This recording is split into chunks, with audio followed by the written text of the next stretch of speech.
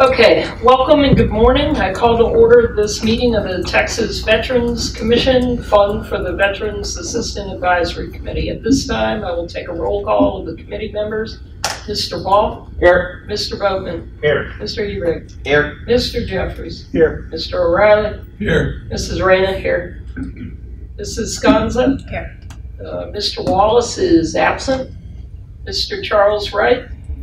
Here. Okay, with 8 members present, do we have a quorum? Yes, we do, because we have 8 members. I'd like to ask committee member Mr. Dan Ball to now lead us in the Pledge of Allegiance to the U.S. flag. I pledge allegiance to the flag of the United States of America and to the republic for which it stands, one nation, under God, indivisible, with liberty and justice for all. All right, now I'd like to ask committee member Mr. Robert O'Reilly to now lead us in the Pledge of Allegiance to the Texas flag. Honor the Texas flag. I pledge allegiance to thee, Texas, one state, under God, one and indivisible. Thank you, gentlemen.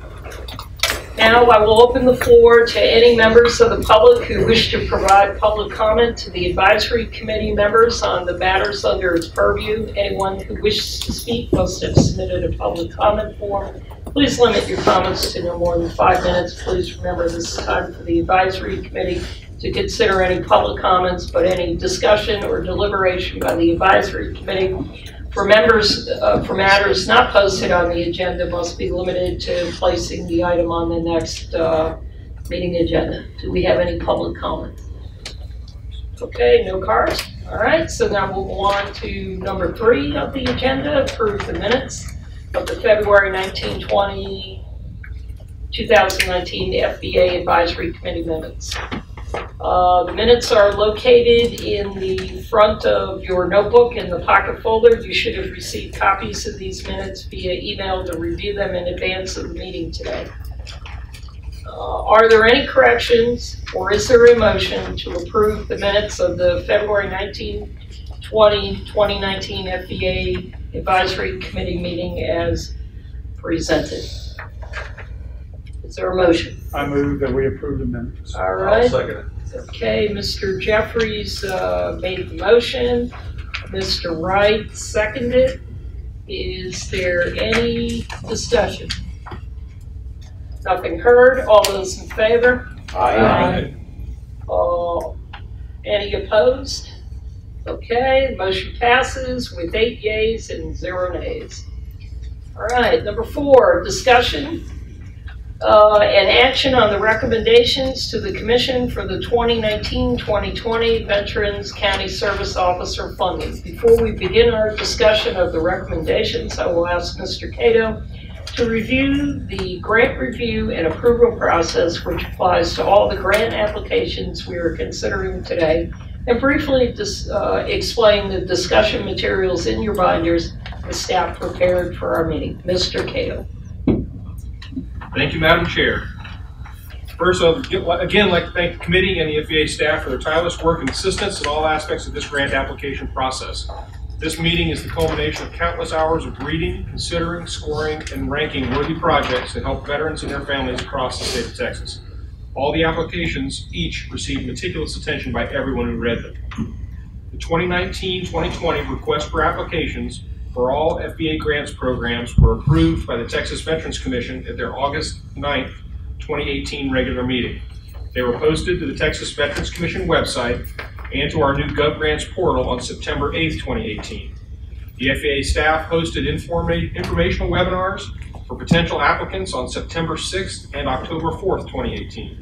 Then placed a recording of those webinars on the FVA website for on-demand access by all potential applicants.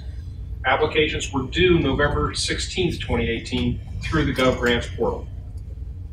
Overall, 180 applications were received, requesting almost $40 million. 160 applications totaling $36 million were deemed eligible for evaluation. Each eligible application was assessed for risk by the FVA staff, then reviewed and scored by 3 different staff members using an evaluation rubric, resulting in a staff rating of outstanding, commendable, satisfactory, below average, or unsatisfactory. Advisory committee members were provided with the evaluated applications in January 2019 to prepare for the application presentation meeting, which was held February 19th and 20th, 2019. A total of 110 applicants presented their projects, and 8 sent media files for your committee over that 2-day meeting. Committee members' individual funding recommendations were due to the FVA staff by March 18th, 2019, and those recommendations have been rolled up and compiled and provided to you today in several formats to aid in your discussions.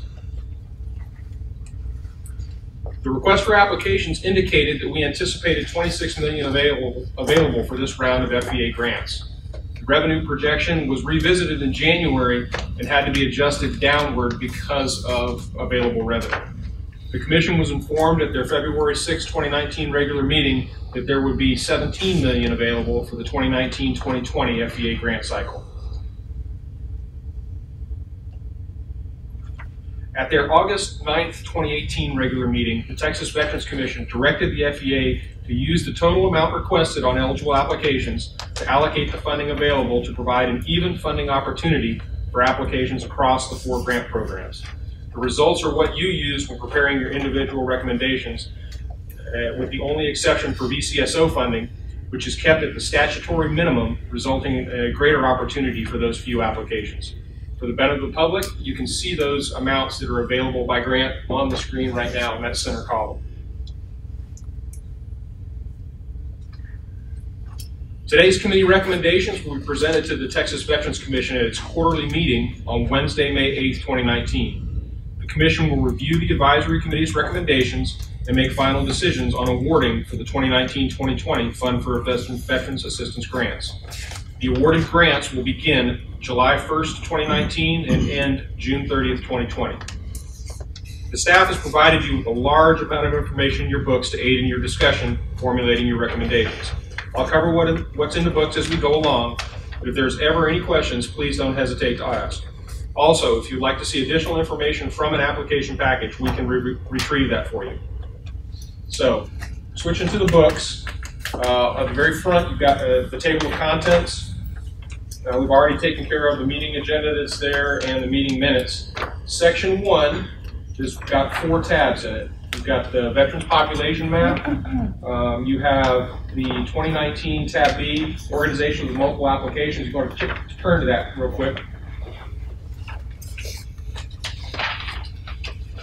This is the same information that you had at the presentation meeting. What I did want to point out to you as you do your deliberations is there are several organizations here on this multiple that have multiple applications that are what I call above the line. And we'll discuss the above the line as we get to the individual ones, but basically they fall in your recommendation number within the amount of funding available. So I wanted to let you know right now who has multiples above the line. Does that make sense? Sure. Okay. Bexar County Commissioners Courts has 3 applications. They have 2 above the line. The VMH and the misdemeanor. Centerpoint, both their general assistance and their VMH are above the line. City of Fort Worth, their general assistance and Housing for Texas Heroes are above the line. Next page, El Paso County. Their VCSO and VTC are above the line. Slow down, Charlie. Oh, sorry. And can you just what was above the line? What's above the line? When we get to the individual roll-ups, it'll be a little bit clearer, but when you start looking at who with 8, 7, or 6 people who recommended, at some point, that total amount of money exceeds what's available. Oh, and that's where I drew the line, and that's how the charts are done. So above the line means there's a very good possibility that you will discuss them, and you just need to know. Right. What I'm letting you know now is there's no restrictions on multiple grants, but it's just easier if I point out to you which organizations have multiple grants that are above the line, so you're aware. So let's go back. I was trying to follow you. Centerpoint had both above the line? Yes, ma'am. Centerpoint, both are above the line. Okay, and anybody else on that sheet? City of Fort Worth. City of Fort Worth. In Bear County, right? Yes, and Bear County had 2 of 3 of those. BMH and misdemeanor. Correct. All right, thank you. Okay. Going back over to the second page now, El Paso County. Both are above the line. Next one down, Grace After Fire. Both are above the line. About the middle of the page, Nueces County. Both are above the line. 2 down from that, Project Amistad. Both are above the line. And that is all that had multiples above the line. Okay? Even throughout the rest of the alphabet? Pardon? Gotcha, never mind. Okay, tab C.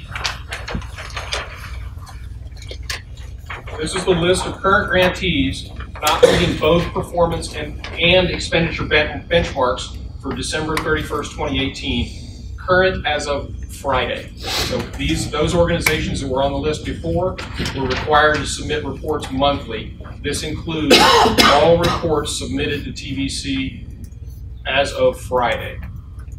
So what you're looking at here is, as of Friday, people not meeting the benchmarks that were required of them December 31st.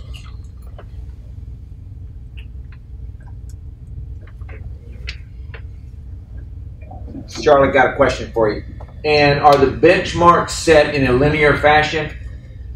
If you've got 6 months of the year gone, you should be at 50%? No, at 6 months, you should be at 40%. Okay. Now, the next benchmark is at the 3/4 point. Right. It's the end of this month. Right. You're supposed to be 70% done. Okay, so it is fairly linear. Yeah, it's fairly linear. It's okay. Just a little bit less than the thing. So, what I will tell you on this page is that all but 2 organizations on this page are above the line. Do we know which 2? I will tell you which 2 are not, or I can tell you which ones are above, whichever you'd like. Choose the 2 that are not. Okay, the 2 that are not above the line are Central Texas Opportunities and Emergence Health Network. Every other organization on this not performing is above the line right now. Okay. So to put a follow-up question out there, because it is fairly linear in the disbursement of funds and or performance, is there something in their grant application that says they spike at certain periods in the year so that they do not expend linear? For instance, a typical Army unit, I'm not going to say any other unit, but you might be going to MTC in the summer, so you might be lower spent, but then all of a sudden you're going to spend 40%. We have one application in that situation, and I removed them from the list. They're going to get all of their performance in the month of April. So they would not be on the list. Okay. I removed them from the list for that because it was so stated in their grant contract. Okay. Thank you. Mm-hmm.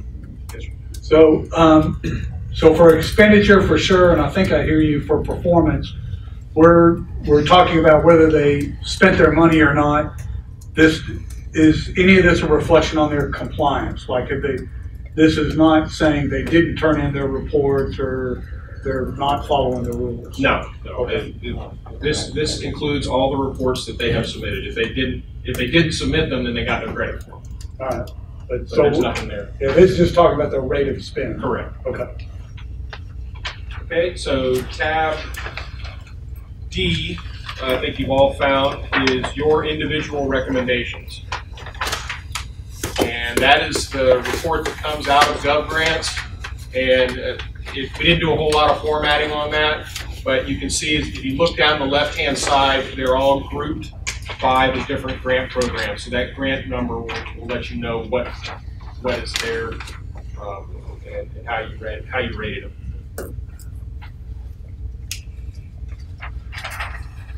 Okay, so the VCSO tab is the next tab, but there's so few of those. Let's go back to the Housing for Texas Heroes tab, and we'll go through that one since it's kind of representative of what they all look like. So, Housing for Texas Heroes, right one behind that, tab K. This is the first page, is going to be the roll-up summary. I'll wait until you guys get there.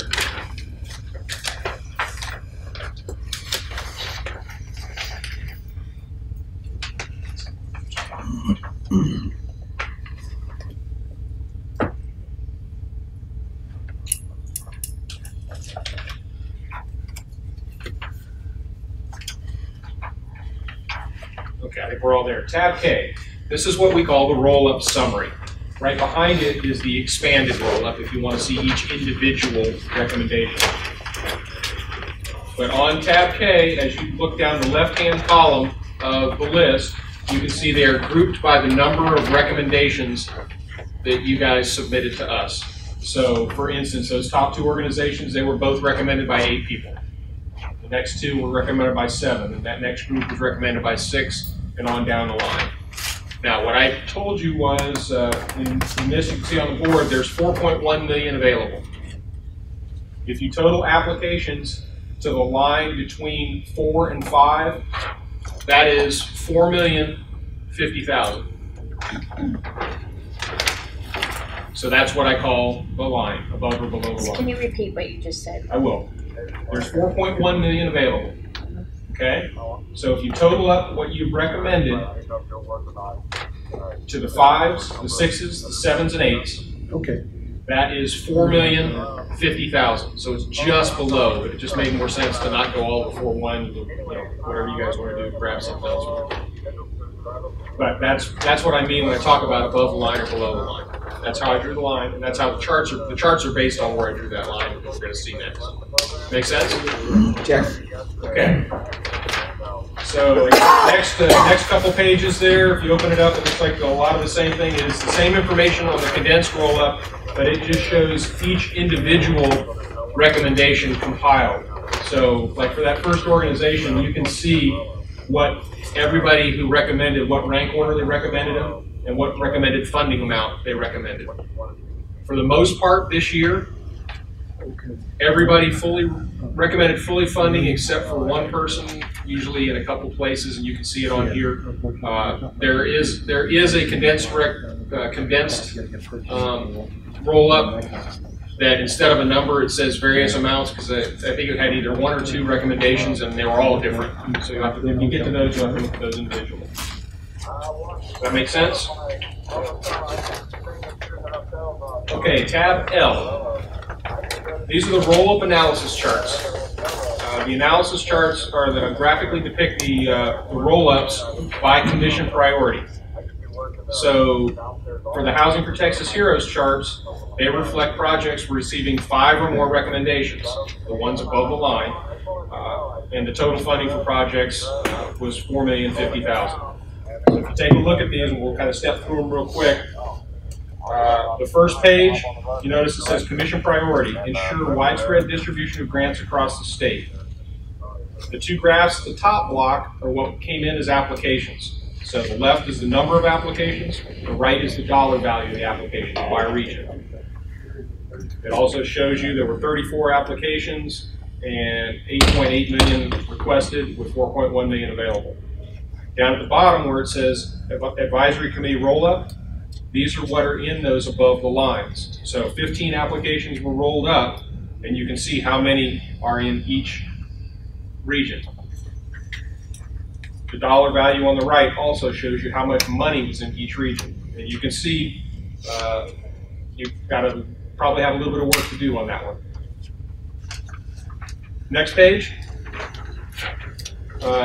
In Housing for Texas Heroes, there's a service category priority of home modification assistance. So again, applications at the top and the number that are in the roll-up at the bottom. So that looks, you're recommending so far priority number. Next page. Wait, just sorry. a minute, Mr. I'm sorry. Would you explain the difference between veteran homeless prevention and veteran homeless support? Veteran homeless prevention is typically long-term financial assistance. They're not homeless yet, and it's an effort not only with financial assistance, but with wraparound care to keep them from losing their home. Gotcha. Veteran homelessness support is typically like Salvation or shelters, shelter programs. It's focused on getting them off the street, rapid rehousing programs. Thank you, sir. Yes. Okay, so I'm now on the page. The commission priority is encourage a diversity of services provided within the geographic regions. It's just got 2 pie charts on it. And basically, just look, there's 3 service categories in Housing for Texas Heroes, and you kind of see how they're divided across both in applications and how they were divided in your roll-up from above the line. Okay, next page. This last page is the commission priority for fund outstanding rated grant applications. And you can see by the applications at the top, none of them in this category got an outstanding. But down towards the bottom, you can see your roll-up actions, you've recommended, commendables, and satisfactories.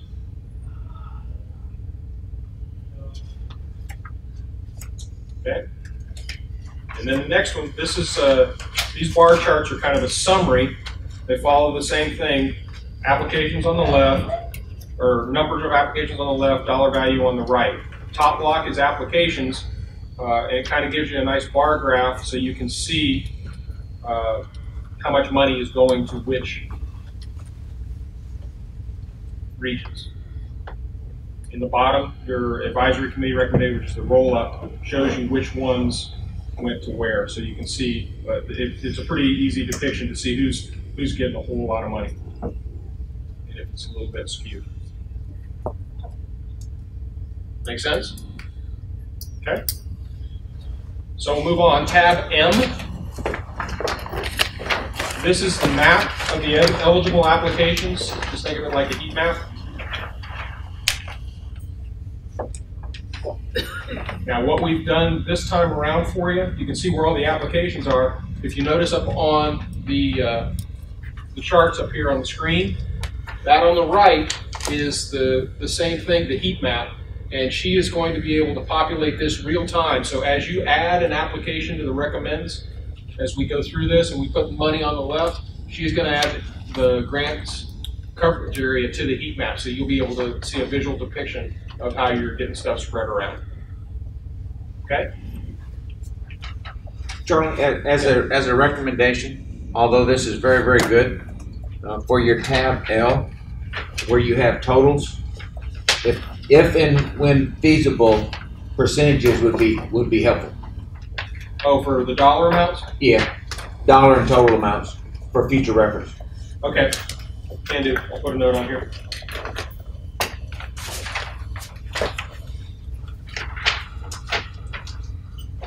Thank you.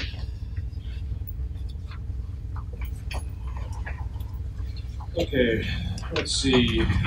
Where were we? That was tab L. Tab N.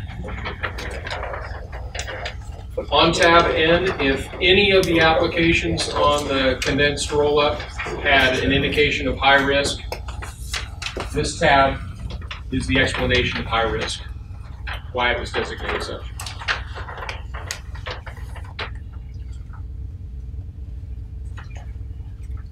Okay, and then finally tab O. This is a list of all the applications, all the eligible applications for the category. So there may have been some applications that you don't see on the roll-up because they got zeros. Nobody, not even one person recommended. This is where they'll show up. And pay no attention to the yellow highlight because that was something we were working at one point and it got printed and I don't know what it means, so I don't know. Apologize for that distraction. So that is going over one tab. All the other tabs, with the exception of the VCSO, which is so small, we didn't do all that stuff for it, go with that. And I think the chair is going to give you time between each one so that you can go through and study the tab before we get to the discussion piece of it. Okay. I want to emphasize that these documents are meant to serve as a discussion aid as you develop the funding recommendation as a committee. As you discuss and vote on grant recommendations, please remember that this meeting is for the benefit of the public. To help our guests hear and understand the proceedings, please speak into the microphone so members of the public, including our YouTube audience, are able to hear your discussions clearly. Please try to avoid side conversations at the table so everyone can hear the primary speaker. When voting, please raise your hand and leave your hand up until staff has recorded all the votes before we proceed to the next item. We have staff tracking both the order of recommendations and the committee members' votes for the record. And then Rob is over here. He's the one tracking all that, counting numbers and stuff. So, Rob, if you need something, we'll check it. Make sure you get the good notes. Yes, sir. Okay. Remember, all discussion must be completed before a vote is taken. We also have staff logging the recommended amounts as you go through to keep a running total. Both Irv and Elizabeth over here are running our screens, so they will take care of that for you and make sure that we get it up to speed. And we've already talked about our new map for this year, so you get a chance to see how that works out. If you haven't done so already, please silence your cell phones. Also, as a general reminder, discussion regarding the grants should be limited to this room when we are in session. Committee members are not in a position to discuss any of the grant recommendations with the public. None of the materials in the binders or committee notes are releasable until after the commission makes its final decisions on grant awards. So, with all that volume of information, do you have any questions right now? Okay, with that, I will pass it back to you, Madam Chair.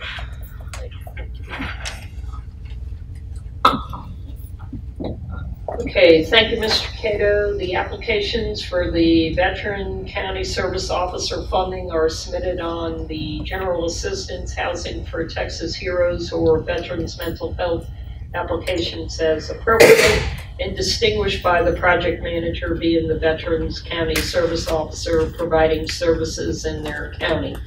This year, all the applications are general assistance projects. One last thing, before we begin our funding recommendation discussion, I'd like to reiterate the Texas Veterans Commission's priorities and their guidance to our advisory committee with respect to all FVA grants. This guidance includes developing recommendations that will ensure wide distribution of grants across the state, developing recommendations that encourage a diversity of services provided within the geographic regions, giving priority to funding outstanding rating grant applications and fully funding applications whenever possible.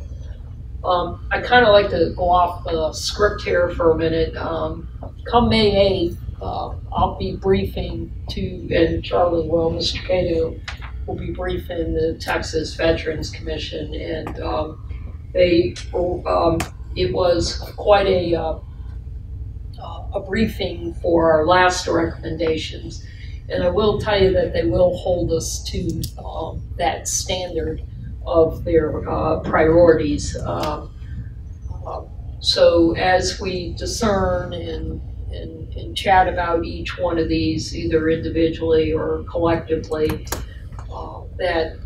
I would ask my fellow distinguished committee members that we keep those in mind. If not, if we choose to, after we have literally gone through all these applications and spent hours at it, both as a committee and the staff, that we also keep that in mind, because otherwise Mr. Cato and I are there staunchly defending what we as a committee went through hours to staunchly recommend funding, okay? So with that said, I would just ask that as we go into these deliberations, okay? Any questions on my comments there that I went off script on? All right, thank you. I would like to ask now if there's any committee member who has a conflict with any of the applicants being considered for funding. Okay, nothing heard. Per the Commission's conflict of interest policy, which we have all signed in an acknowledgement, if you have a conflict with an applicant being considered for funding, you must recuse yourself from the entire discussion and recommendation for that grant. I also want to reiterate that all discussions by the committee members regarding the grant applications are limited to this room. As Mr. Cato mentioned, all application information and materials remain confidential until the Texas Veterans Commission makes awards at their May 8th meeting. FVA staff will collect any application materials from you at the end of the meeting. All right, at this point, is there any reason for us to have a break to look over the VSO applications? All right, nothing heard. Now let us begin with the 2019-2020 Veterans County Service Officer Grant Discussion and Recommendations. This is in VCSO tab in your notebook. Only 3 applications were received requesting $900,000. All 3 applications were deemed eligible for evaluation. $850,000 was set aside for these grants. As I've done in the past, I would like the committee to consider reviewing organizations by the number of recommendations received. For instance, the committee would discuss, and then if it's the committee's wish, to vote to approve all organizations that received 9 recommendations as one motion. And in the interest of time, I would suggest that we do not vote on each organization separately until we reach a point that we cannot recommend all organizations in that group. At that time, we will consider each organization individually and in the order of their average rank and by each committee members. Are there any comments, thoughts, or discussion? All right, nothing heard. All right, is there a motion to recommend the funding of Cameron County, El Paso County, and Harris County Community Services Department in total? So moved. All right, Mr. Wright has the motion that to recommend Cameron County and El Paso County and Harris County Community Services together. Is there a second? Second. All right, Mr. Ebriggs seconds. Is there any additional discussion? All right, nothing heard. All those in favor?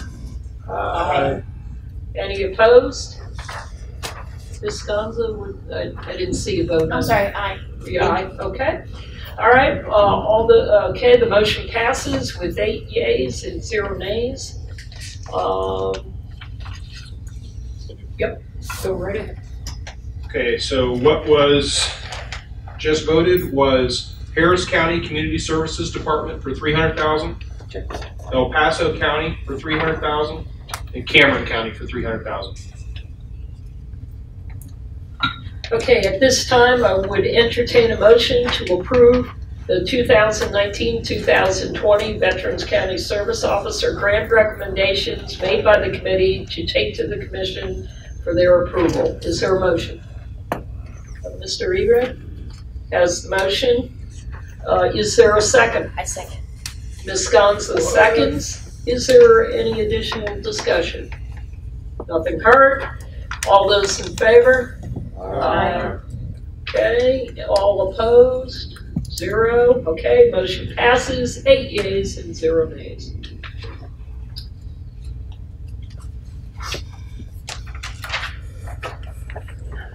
Okay, this brings us to agenda item number 5, discussion and action on the recommendations to the Commission for the 2019-2020 Veterans Treatment Court Grants, which is labeled VTC in your notebook. 17 applications were received, requesting a total of $3,705,000. All 17 applications were deemed eligible for evaluation.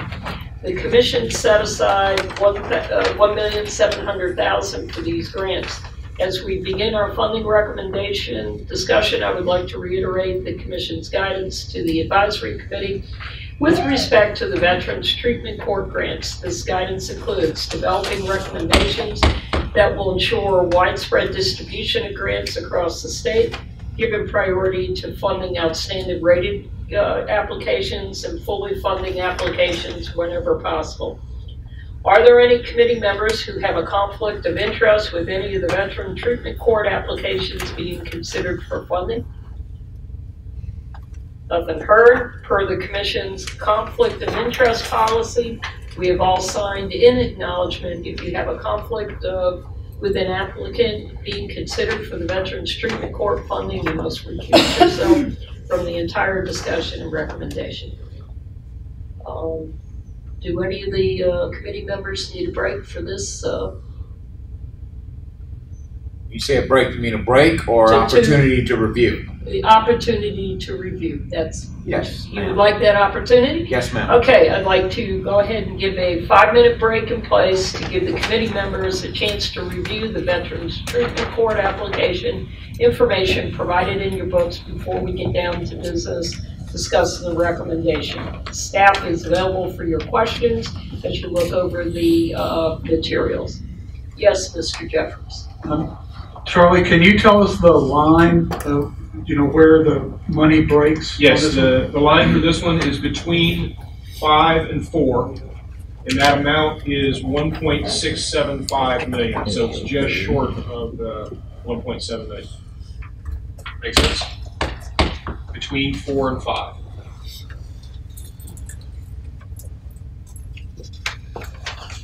One thing I didn't mention when I went over these, there's a little note there. If the organization's name is in italics, that indicates that it is a multiple grant. They have multiple applicants.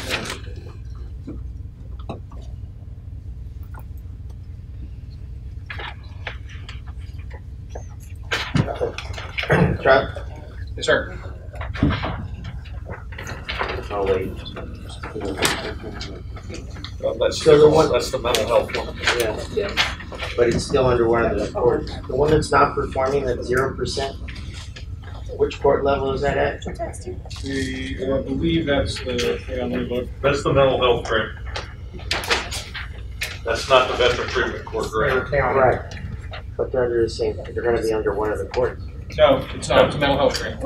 Not under it all? That's correct. VTs, there are no VTCs on the non-performing. Okay. No Veterans Treatment Court grants on the non-performing ones.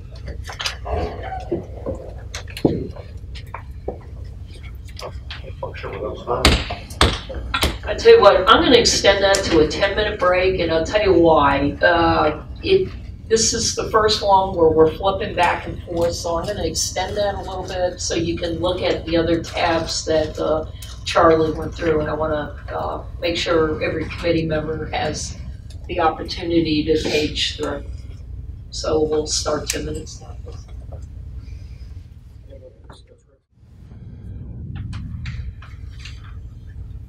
All right, are we ready? Yes, ma'am. Ms. Blowman?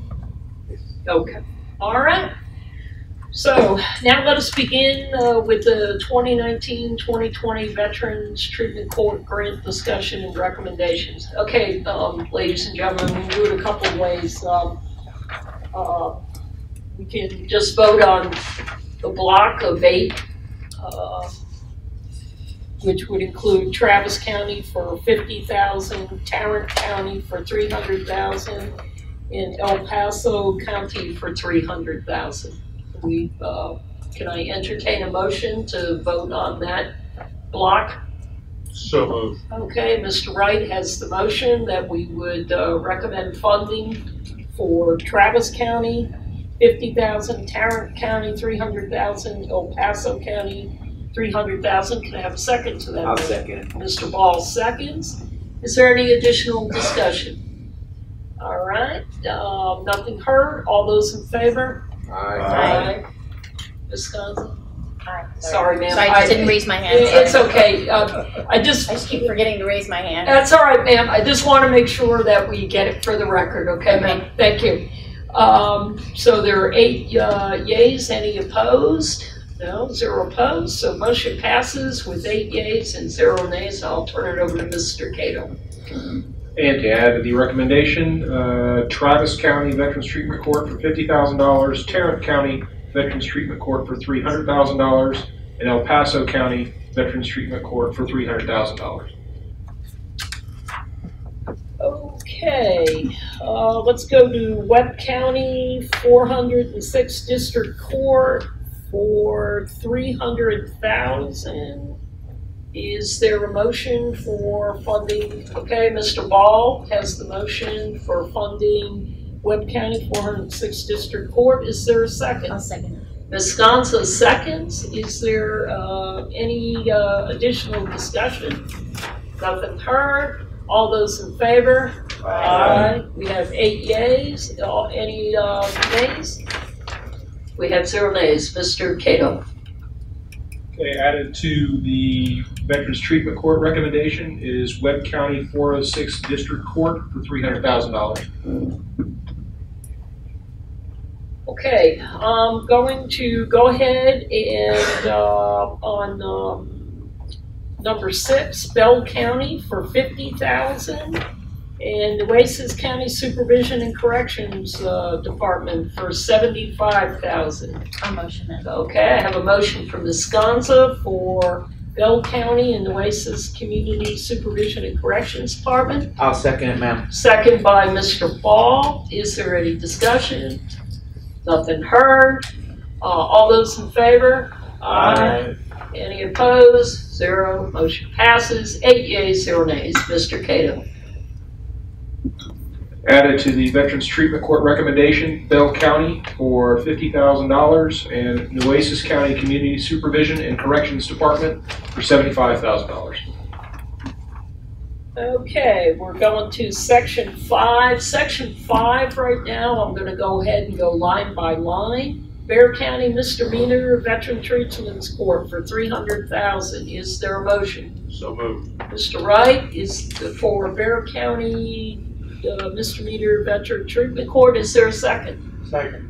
Mr. Boatman seconds. Is there discussion? Nothing heard. All those in favor? Aye. 8 yeas. Any opposed? Nothing heard. Motion passes. 8 yeas, 0 nays. And for the Veterans Treatment Court recommendation, Bear County Misdemeanor Veterans Treatment Court for $300,000.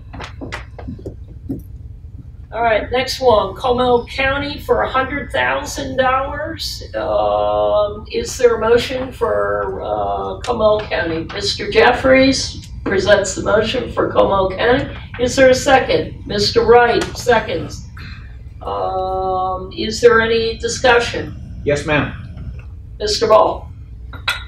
Madam Secretary, although in my original listing, I did include these in my recommendation, Comal County, but after looking at some of the different slides that have been presented to us this morning, I'll direct your attention to tab H, the first slide behind tab H, where we look at the regional breakdown. And you can see that a number of applications by region that have been submitted, and then the number of applications by region that have been approved by roll-up. As you notice, West Texas, Alamo, South Texas are all funded at 100% of their applications. Central Texas is at 75%, which is also good. North Texas is even at 50%. However, the Gulf Coast region is well underrepresented, represented by only 33%, 1 of 3 of its applications, and they're also well down on funding. So at this time, when I take a look at the Alamo region, funded at 100%, and by funding almost double everybody else or anybody else, I would recommend we take a look at this Comal County, which is in the Alamo region, and replacing it with something out of the Gulf Coast region.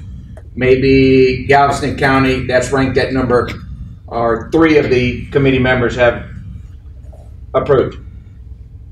Or any other that somebody might want to add. I'm just throwing that out there. Alamo region is very well represented, and we might want to take a look at how we can redistribute the funds. Over. Any further discussion from the committee? I'd be good for either Galveston or what region is Hagen? I'd be good for Galveston. I had ranked that earlier. So I like Comal because it's takes care of some really rural areas outside of San Antonio, and Bayard tends to stay to itself. But I think the distribution point is well taken, and I'd be in favor of substituting Galveston County for Comal County. I would go along with Mr. Jeffries. Any further discussion? One, if Yes, I can have Mr. just Wright. not really discussion. I am trying to figure out where we have funding. No, actually, I'm very sensitive to some well-placed research. I'm trying to figure out where we are money-wise.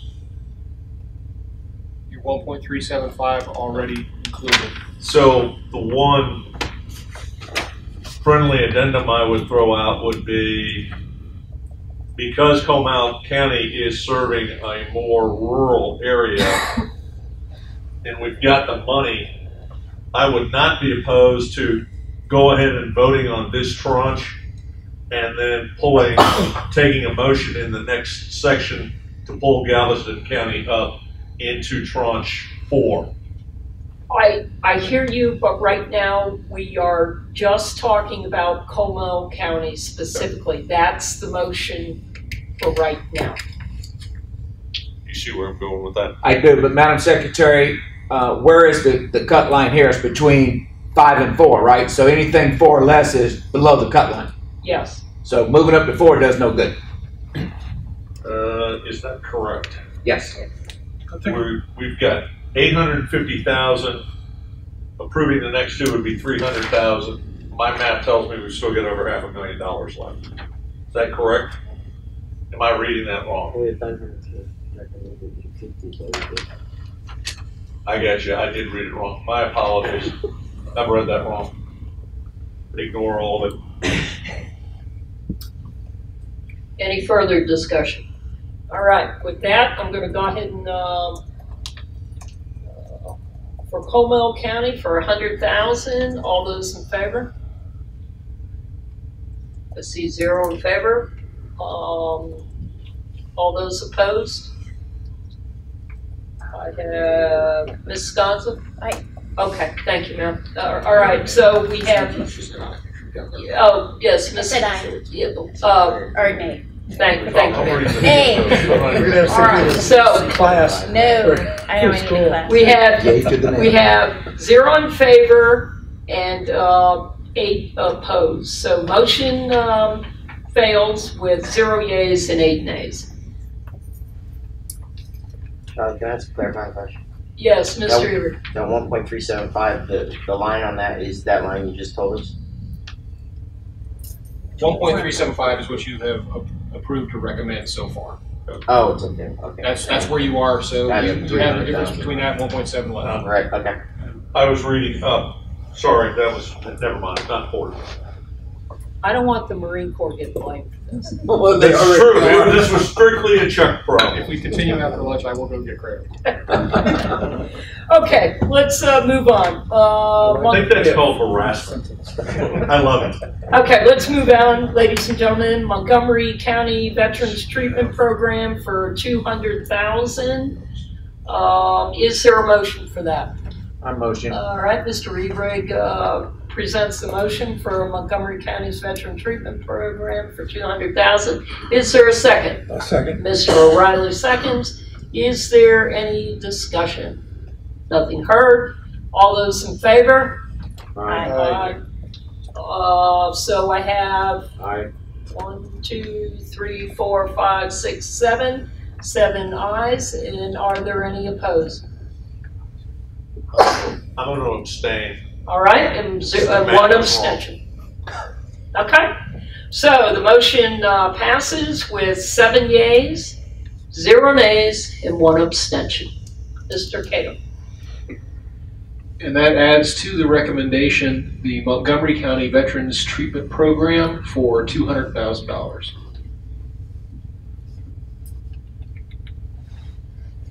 Okay, so we're at 1.575, and the amount that we have to spend is 1.7 million. All right, let's move on. Bear County Commissioners Court for 200,000. Is there a recommendation? A correction, is there a motion? All right, I have no motion. With that said, we'll go ahead and move on. The next one is like Williamson County for 30,000. Do I have a motion for Williamson County? I have a motion by Mr. Jeffries for 30,000 Williamson County, and I have a second by Mr. Boatman. Is there any additional discussion?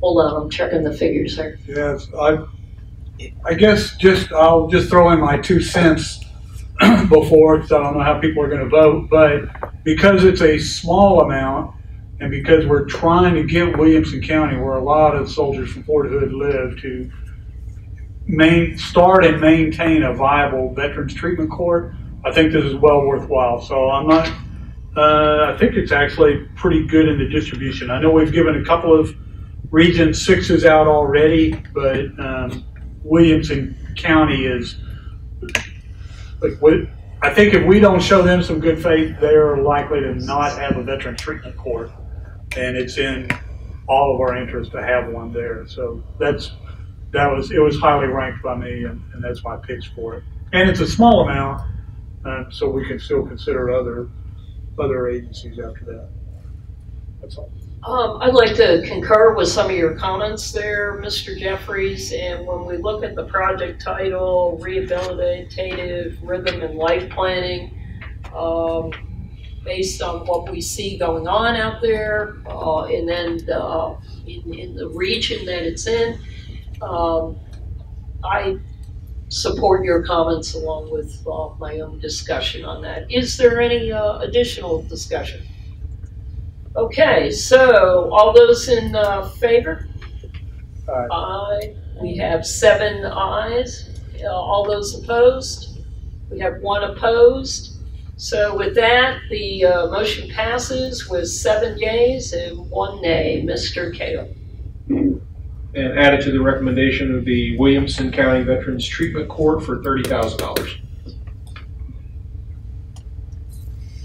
Okay, moving on, City of Dallas for $100,000. Is there a motion for it?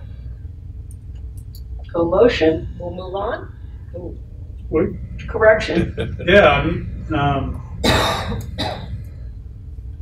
that would. Wait. Can we say anything besides a motion? Can we just have a? General Discussion before counsel? a motion? Can we have a discussion make the before the motion so that we motion, can or do have we a have to have a discussion? motion first? Well, Checking with them. technically, it's not a violation of the Open Meetings Act or anything, but generally you have a motion and then there's discussion. That's Robert's rules. Right, the agenda item is discussion and or action. So they can have discussion before they have an action. Yeah, I mean, a violation or bending of a Robert's rules or whatever is not an open meetings violation. You can do it. Okay, so you So concur that's the with motion. our discussion before a motion? Okay. Yeah. Okay, then general counsel says we can. Go ahead, Mr. Jeffries. Well, I think during this time, though, I have resolved the question. So the reason nobody's making a motion is because we're trying to save our thunder for Galveston. I would agree with Mr. Jeffries. However, as we get closer and closer to our dollar limit, we're going to find ourselves between a rock and a hard spot. But yes, sir. So, well, then I could sit on the Dallas if we're going to do Galveston instead. Well, let's just make sure we procedurally go Yeah. through and give each entity as we are ranked, so that it's not, okay? Okay. I'll just leave it at that. Then- Yes, Mr. Wright still had some. Mr. Jeffries kind of pretty much covered everything I wanted to say. All right, so let's go ahead and restate. I'm going to state a motion. Is there a motion out there for the City of Dallas for $100,000? All right, nothing heard. We'll move on to Dallas County Community Supervision and Corrections Department. Is there a motion for $500,000 Dallas County Community Supervision and Corrections Department? Nothing heard. Okay, we'll move on to Galveston County, $250,000. Is there a motion for Galveston County? Mr. Wright makes the motion for Galveston County for $250,000. Is there a second? I'll make a motion in a second. All right, Mr. Ball seconds the motion. Is there any additional discussion? Can Yes.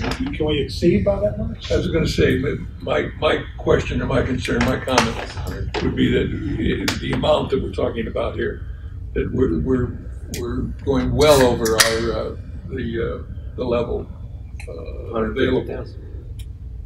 And so should we be revising that recommendation to be to be 100,000 or you know, that we deal with the funding amount?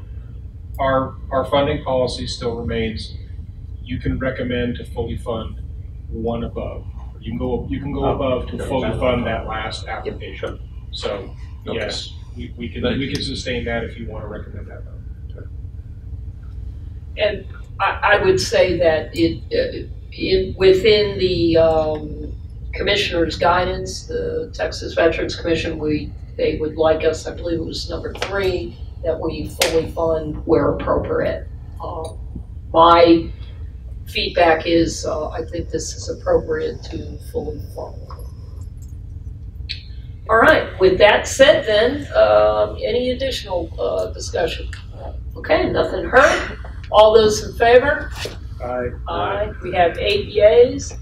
And any opposed? 0. So motion passes with 8 yeas and 0 nays. Mr. Cato.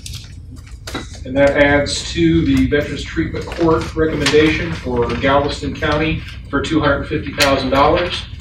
And gets the total VTC recommendation to $1,855,000.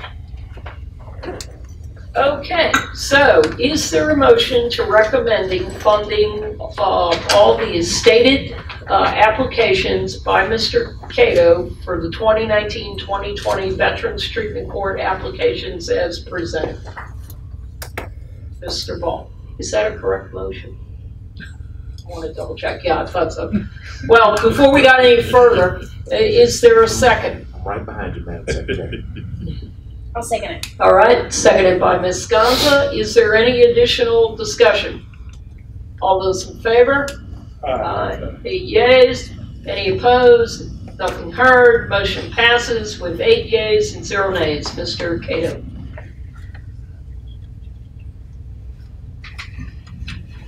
Okay, just to review, for Veterans Treatment Court,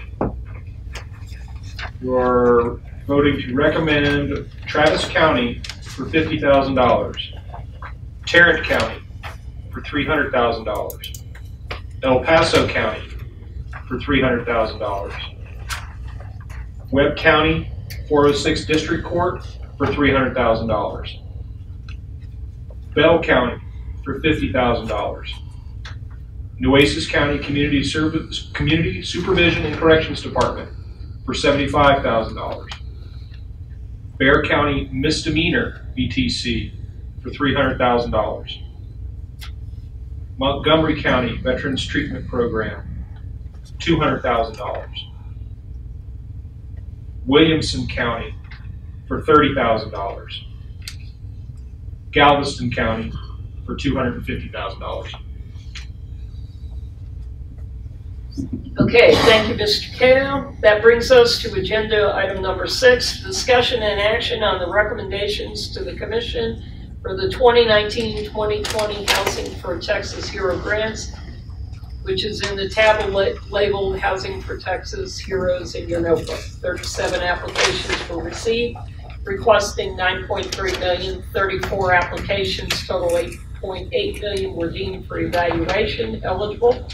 The Commission set aside $4.1 million for these grants. As we begin our funding recommendation discussion, I'd like to reiterate the Commission's guidance to the Advisory Committee. This includes developing recommendations that will ensure widespread distribution of grants across the state, given priority to the funding service category of home modification assistance, developing recommendations that encourage a diversity of services provided within the geographic regions, given priority to the funding of outstanding rated grant applications, and fully funding applications whenever possible. Okay, are there any committee members who have a conflict of interest with any of the Housing for Texas Heroes applicant being considered for funding? Nothing heard. For the Commission's conflict of interest policy, which we have all signed an acknowledgement, if you have a conflict with an applicant being considered for the Housing for Texas Heroes funding, you must recuse yourself from this entire discussion and recommendation process. At this time, I'm going to go ahead and call for a 10-minute break in place to give the committee members a chance to review the Housing for Texas Heroes application information provided in your books before we get down to business discussing the recommendation. The staff is available for questions as you look over the materials. And as a quick reference, I discussed 5 areas: the widespread distribution of grants, home modification assistance, diversity of services, outstanding applications, and fully funded. So with that said, let's go ahead and start 10 minutes. Where's the line? Oh, cut line, yes. And the line on this one is between 5 and 4, and the total down to 5 recommended is $4,050,000. So it's just under the 4.1. That's through 5. Through 5. Okay, Charlie, can I ask clarification on the average rank column? Because it would seem to me that your average rank lower should be better. And yet, when I look at it, I see some that are below the cut line that have a much lower number than some that are above the cut line. Is it the number of total people that voted for them, though? If you look in the expanded roll-up, Yes, sir. the next page is back. You can look up any individual organization, and you can see how you each rank them. And you can see that there's actually some, it comes up kind of strange, but there are some that maybe only got 1 recommendation, but that was their number, the So it's a number 1 recommendation. That helps its average. So the denominator is the total number of people that actually voted for it. Correct. Gotcha. Yeah. There you go. Make sense? It does make sense. We got to do the math some. And you said non-performing numbers are as of when? As of Friday. Okay. So 2 quarters. Yeah, the organization, yeah, the 3rd quarter ends the end of this month. Right. The organizations that were not performing after December 31st got a corrective action to submit a plan of action to correct and had to start reporting monthly. So what this report shows, that non-performing report shows, it includes what has been submitted for both January and February for those that were not performing before. And my question, Mr. Cato, is, so when we saw those numbers at the presentation, basically at the end of February, beginning of this month, those were actually December 31st numbers. That is correct. I misunderstood. Thank you. And that's why, you know, we gave them an opportunity with more frequent reporting to get themselves off the bad boy list, essentially, and quite a few did. Yes. The list is much shorter. Okay, any other further questions for, okay, then we'll just go ahead and start 10 minutes now. Thank you. Okay, so we've now looked at everything. Is there any discussion or anyone want to bring up any comments or ask any questions while we're in the public portion of this? Any anomalies they're seeing or statistics that seem off? Yes, Mr. Ball. Madam Chair, I'd just like to say that what we did with the last category when we took a look at different charts that the commission put together for us to look at to ensure that we're following in line with the commissioner's priorities are very helpful.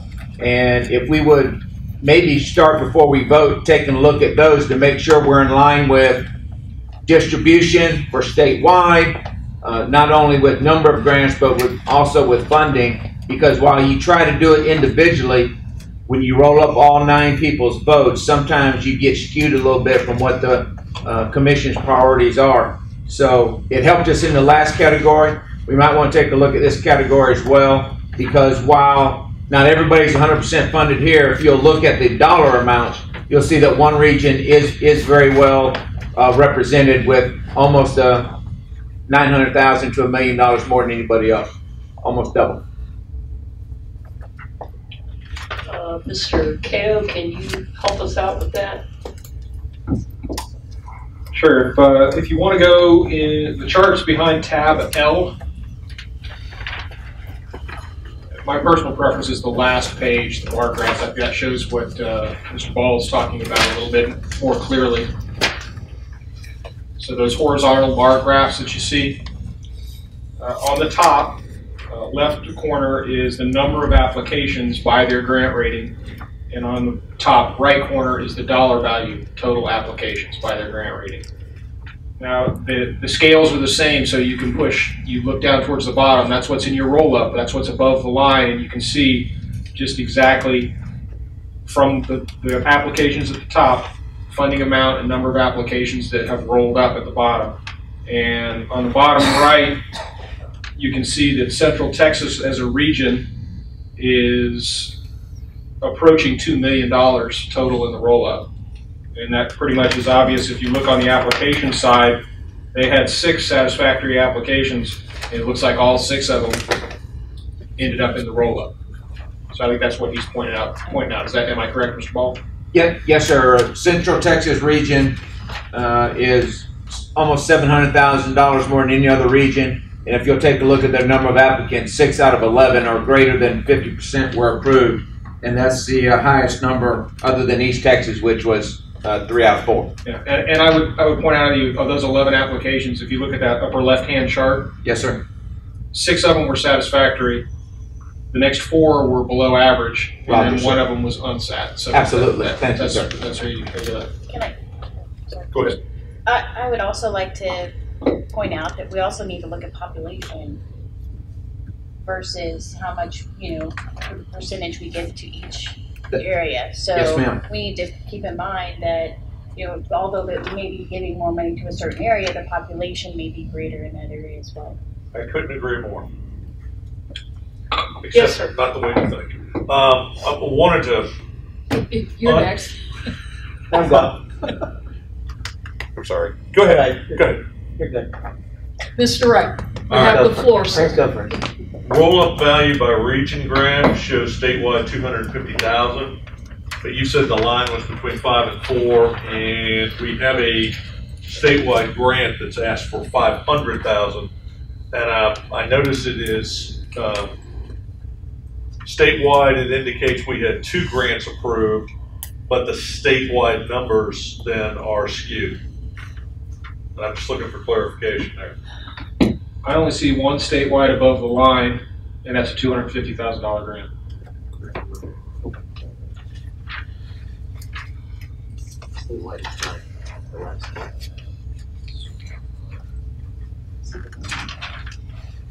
I see what they've done.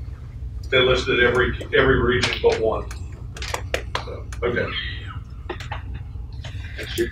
I know. Keep me on my toes.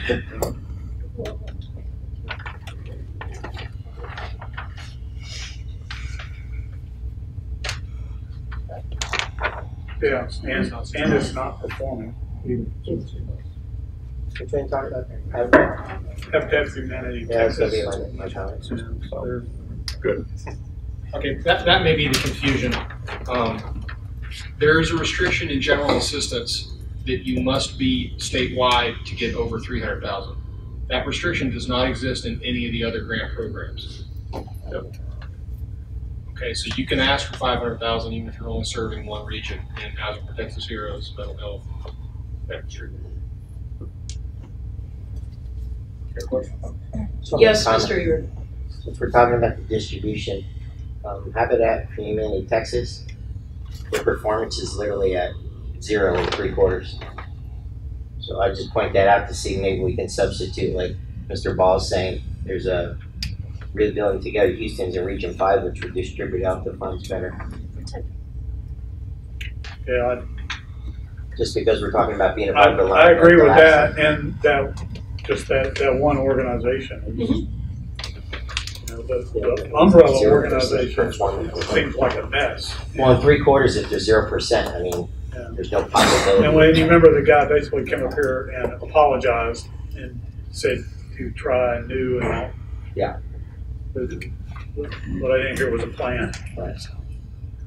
What are you talking about? Rolling plains stuff?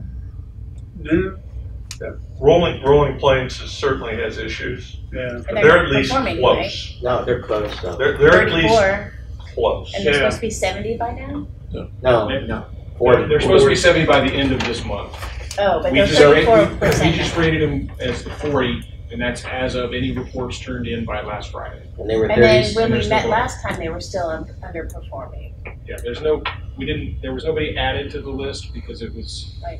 we kept the benchmark for December 31st. That's the latest reporting we have. So Right. 3 weeks ago, they were within 3%, but that, we all know who run Grant sets billing. Yeah, it took them They a could have while to get literally going, billed too. twice this month and exceeded it. And they also discussed how, weather has kept them up. Right. But was this their first grant or second grant? I don't No, know. Well, they've had it before. They've had And a so how few. did they perform prior to this? Well, that's they're not. underperforming. Yeah, So This that's is my- last year's. that's You're, my- you're talking about previous years rather Right, than right. the current year, and I'm afraid I can't predict. Yeah, I that's don't a have- great So I don't section want to right now. continue to fund them, What we're even though talking they about come up with, next year. right? But it's also, they're one of the only organizations in that That's area. Yeah. that is my, That's a And challenge. they very specifically said that the weather was. I'm gonna having affect problems them. with that too, because they're the only people in that area, but if they're still underperforming, Okay, so we'll discuss Okay. that as we go through. I would just say, let's I'll not, keep it under. yeah, hey, okay, let's not have the side chats, please, respectfully. But also too, I think we're starting to get into the eaches on each organization. And I think that what we need to do is I tell you what, for right now, until we get to a certain part, if there are no other general questions or discussion about what does this chart mean and the anomalies of that, if it's okay with the committee, why don't we just go ahead and start with the first one, Northeast Texas Habitat for Humanity. Madam Yes. Chair, if I could ask, are we gonna go tranches or individually? No, I think for a while I'm gonna go individually. All four. Because the Northeast Texas Habitat for Humanity for $150,000. Do I have a motion for that? All right, I have a motion from Ms. Sconza for Northeast Texas Habitat for Humanity. Do I have a second?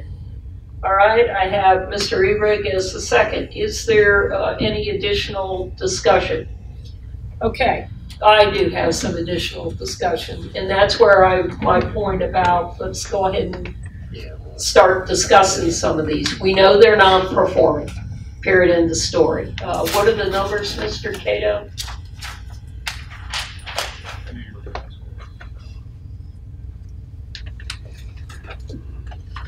So the end of December benchmark would have been 40%. Northeast Habitat for Humanity, as of Friday, was at 36.5% for expenditures and 33.3% for performance.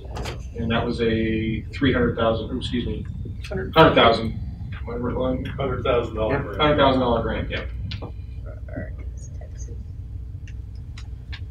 Okay, any further discussion? I think someone brought up earlier weather and that. Yes, Mr. Wright.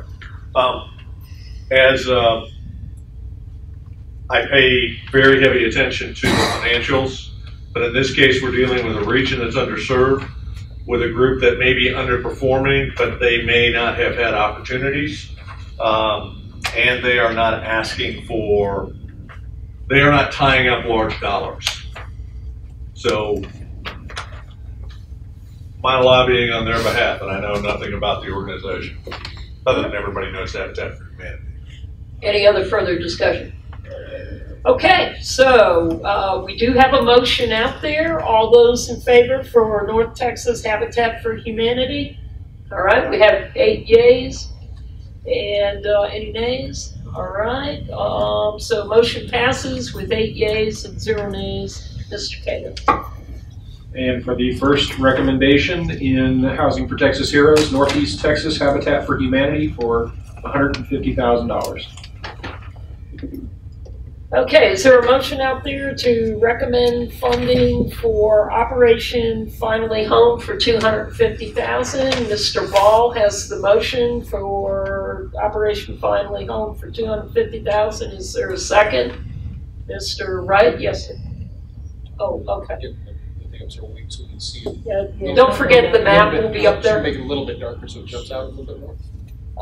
Okay, any discussion?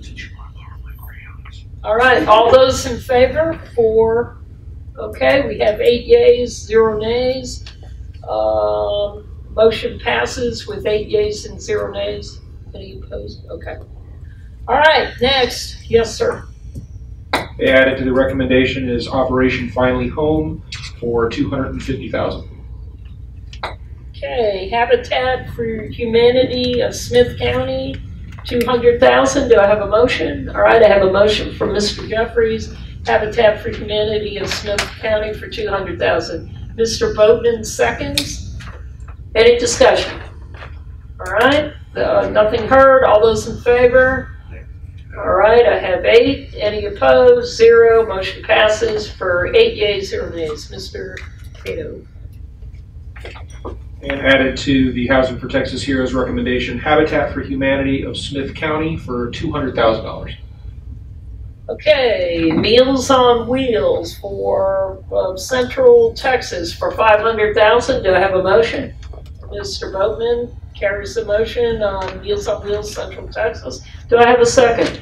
Ms. Gonza seconds. Any discussion? Yes, ma'am, Madam Secretary. Just to highlight again, this Central Texas area, although they have lots of veterans, I will admit this is a $500,000 grant, and I honestly did not have them ranked very, very high. And so if that one was not approved, that would allow us to spread those dollars more equally across the state. Bearing in mind it's Central Texas, and looking at the map and the expected, looking towards as more retirees come out there, I favor it being approved. It's also under home modification assistance. It's one of the Commission's priorities. So that's my feedback. Yes, Mr. Boatman. This is also a very well-run Meals on Wheels program, and the demand is even higher in this area now for Meals on Wheels than it's ever been, especially amongst veterans. I concur with your statement. Yes, Mr. Cato. I just want to point out, this is Housing for Texas Heroes. This is Yes, their meals. This is their much more. So this is not the meals portion of it. This is not. Okay. I understand Okay. that. Just want to make sure. Okay, let's call the vote. If there's no other additional discussion, all those in favor? We have 7 in favor. Any nays? Mr. Nay. Wall has 1 nay, so motion passes with 7 yeas, 0 nays. Correction, 7 yeas, 1 nay. Mr. Cato. And added to the Housing for Texas Heroes recommendation, Meals on Wheels Central Texas for $500,000. Okay, next. Okay, Rolling Plains Management Corporation for $300,000. Do I have a motion? Oh, sorry, thank you. Correction. I'll strike that motion. I'm going down the alphabet here. Easter Seals Central Texas for $150,000. Do I have a motion? I have a motion for Mr. Ebrig for the Easter Seals Central Texas, $150,000. Do I have a second? Mr. Wright. Any discussion? Okay, all those in favor? I have 8, correction, I have 7 yeas. Any nays? Okay, I have 7 yeas, 1 nay. Motion passes for 7 yeas, 1 nay. And added to the recommendation is Easter Seals Central Texas for $150,000. Okay, Rolling Plains Management Corporation for $300,000. Do I have a motion? Mr. Wright has the motion for Rolling Plains Management Corporation. Do I have a second? Mr. Ebrig. Any discussion? Okay, nothing heard. All those in favor? I have 8 yeas. Any nays? 0 nays. Motion passes. 8 yeas, 0 nays. Added to the Housing Protected Sierra's recommendation, Rolling Plains Management Corporation for $300,000.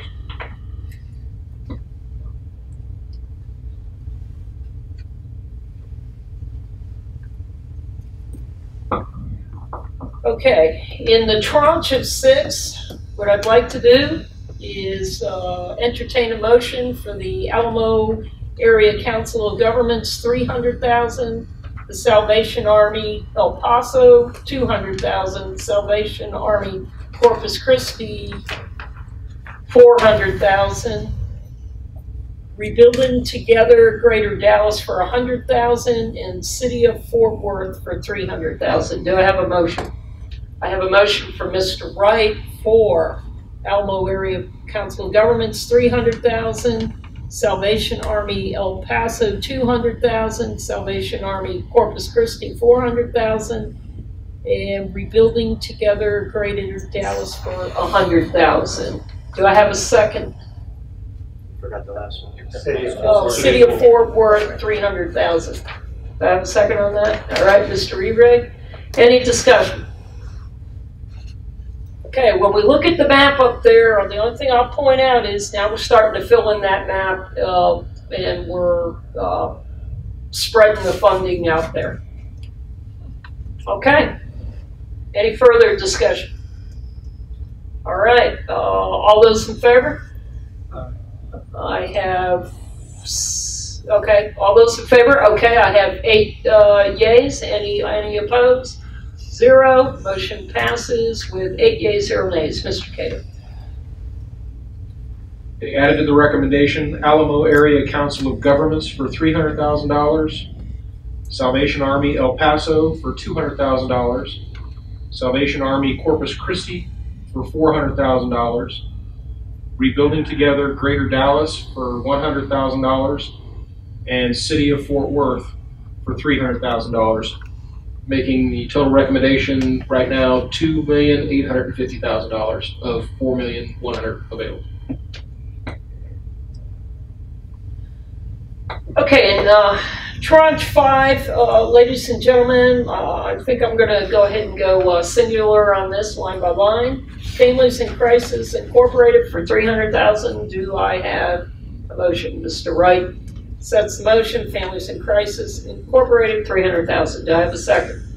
I have a second by Mr. O'Reilly. Any discussion? Nothing heard. All those in favor? I have 8. And any opposed? Okay, motion passes. 8 yeas, 0 nays. Mr. Cato. Added to the recommendation, Families in Crisis Incorporated for $300,000.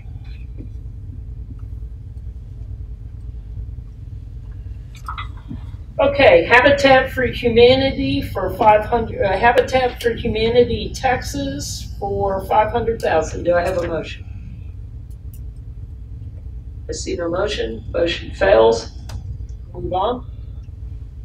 Salvation. Okay, I'm going to go ahead and do Salvation Army Waco for $200,000 and Austin Habitat for Humanity for $300,000. Do I have a motion? No, ma'am. Is it Austin Habitat for Humanity 300 or 200? 200. So, do I have a motion? All right. Go. Motion fails. Salvation Army Waco for $200,000. Do I have a motion? Okay, I have a motion by Mr. Jeffries for Salvation Army Waco, $200,000. Do I have a second? Okay, Ms. Sconza, is there any discussion? Yes, Mr. Jeffries. I would just say that the Salvation Army in Waco runs one of the very few woman veteran homeless shelters. And so even though they're not as close to huge veteran populations as some of the other places, it's a fairly unique service, and we've even sent people from Austin to there in the past. So that's what kind of makes them stand out to me. Okay. Any other discussion? All right, all those in favor? I have 8 yeas. Any opposed? Nothing heard. Motion passes. 8 yeas, 0 nays. And added to the recommendation, the Salvation Army Waco for $200,000. Recommendation is now $3,350,000.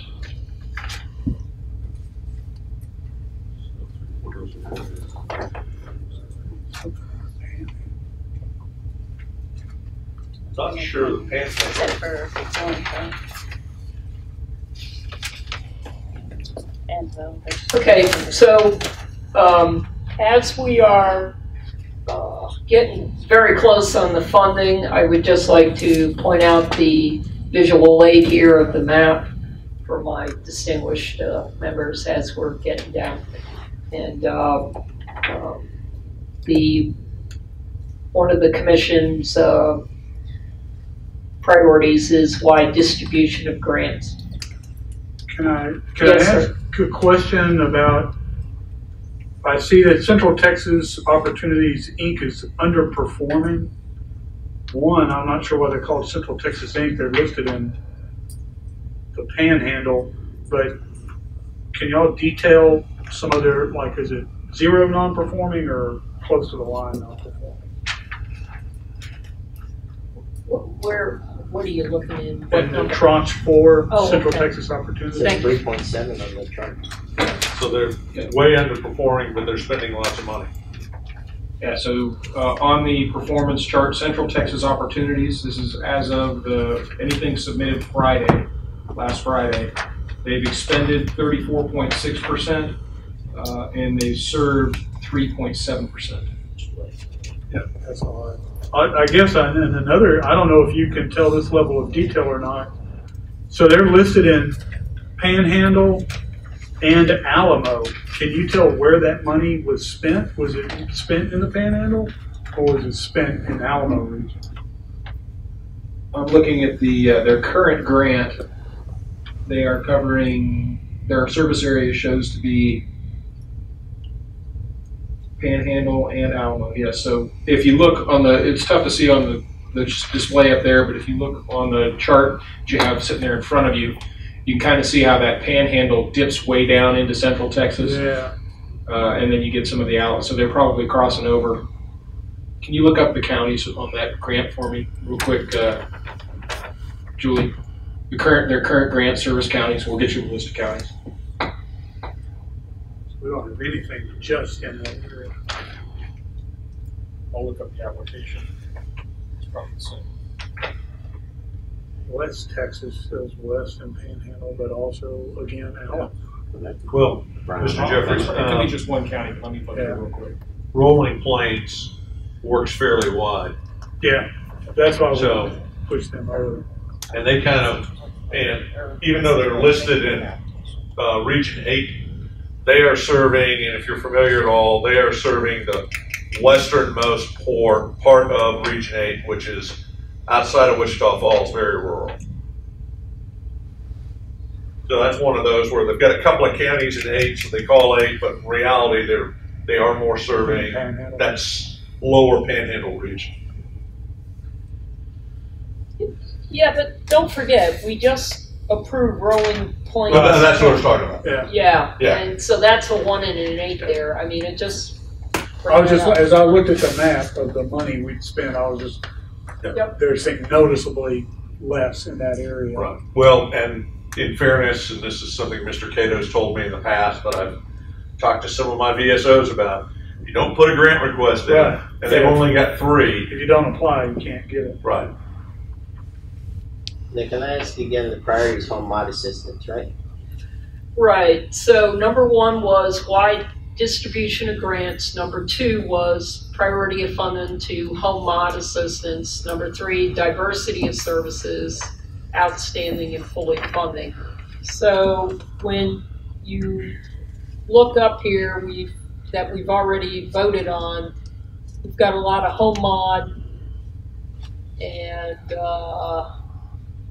El Paso, which we the Salvation Army of El Paso, we voted on that one, right, to pass? Yes. Yeah, okay, so that's homeless veterans support. do we have to go right in order, Madam Chairman, or can we dip around to talk about, or can I just make a motion? Should I just make a motion if I'm identifying an organization I want to talk about? That'd be, Your process has always been taken over. I'd much rather stay with okay. The process, and then that way we're giving each organization that it has submitted an application due process. Yes. And one caveat in that, the first two will wipe out our remaining money. And I have no idea where Mr. Jeffries was going with this. If we're going to talk about women's shelters, Presbyterian's Night Shelter of Tarrant County is one of my only women's shelters in Tarrant County. And I will admit to being a little territorial about Region 8, but they're also not asking for a lot of money. So I don't know where we go with that or if we want to vote as a group. So I would just caution Mr. Wright, I think we all have passions, but I would just caution that we give every application based on its merits, sir. Make a comment? Yes. Oh, sorry. No, sir, go. Friends first, right? Well, I was just, the reason I asked if it was, the priority was home mod, because the next two are both for non-home modification programs. Not that we haven't funded them, but also one of the next two is applied in 2 categories. So they have another application for prevention stuff. Oh, that's right. Just to point that out for everybody. Since the priority from the committee is home modifications, not homeless assistance. And I'm sure they get blasted when they go brief on that too. Well, but then number 3 in the commission's thing is diversity of services, so we're fulfilling that. Yes. No, I understand. I just brought this one. Thank you, sir. I do appreciate your feedback. Yes, Mr. Ball. Madam Secretary, maybe I got lost here behind the woodshed, but we voted to not to do Salvation Army Waco and Austin Habitat as a group. So we went back and approved Salvation Army Waco, but we still have Austin Habitat for Humanity that's above the cut line that hasn't been voted on yet. Is that correct, Madam Secretary? Right, I have not brought the motion. Okay, I'm just checking. Yes. Oh, then I was out of order. My apologies. I didn't want to say that, but I just like talk to the Secretary. Sure, Mr. Kennedy. Nobody else got it. Sorry it's taking so long. The internet is very, very slow. There was a question about what counties Central Texas Opportunities serves on their application. And they have one county that touches the Alamo region, that's McCullough, on their application.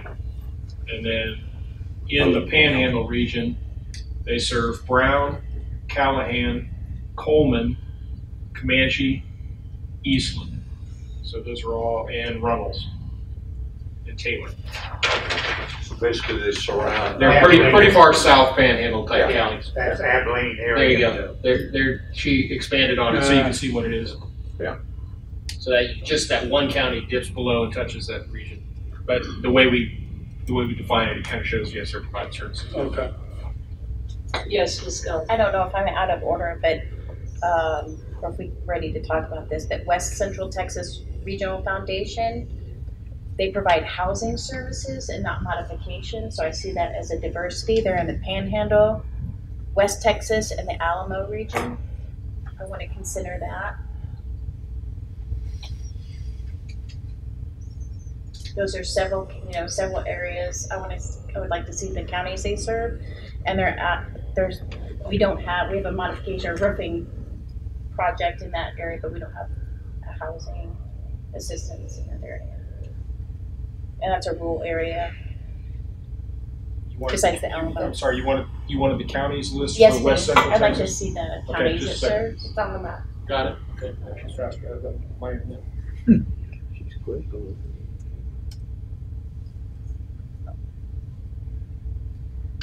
That's considered pain.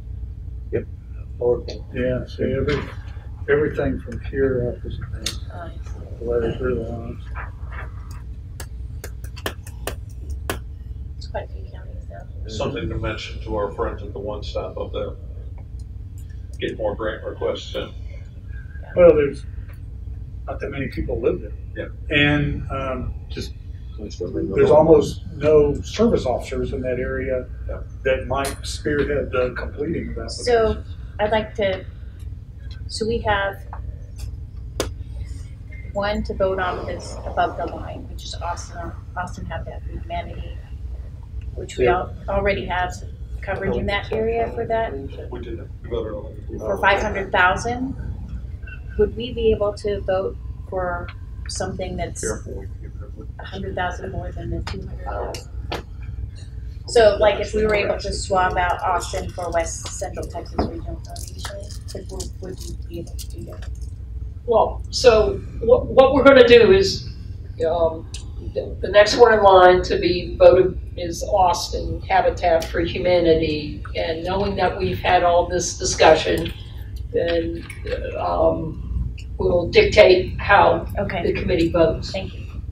But this is all fair and discussing it out now as we are very, very close. All right? All right, is there any more discussion?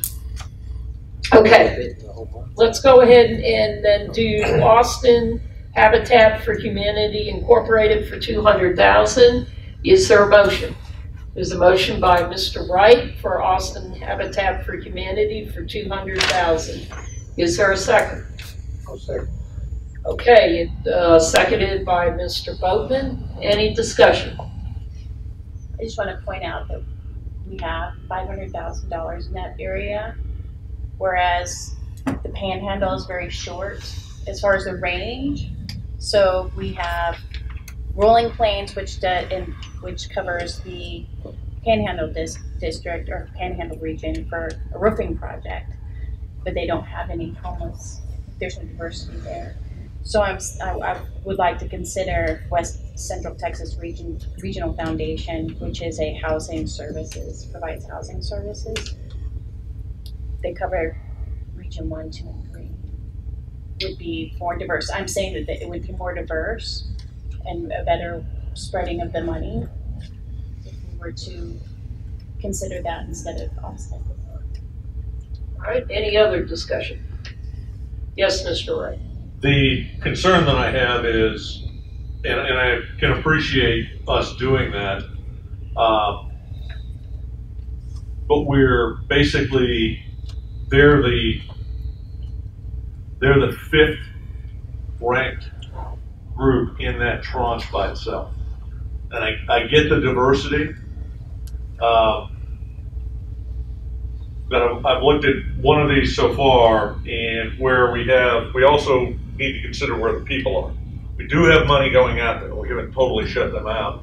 But if we're going to start jumping 2 and 3 tranches at a time, this is going to get really convoluted. Yeah, we're just voting on Austin right now. Yeah. Right, and I fully intend to go down the line one by one. Okay, I'm not, quote, going to skip around. Yeah. We are going to go down the line. And the points are well taken.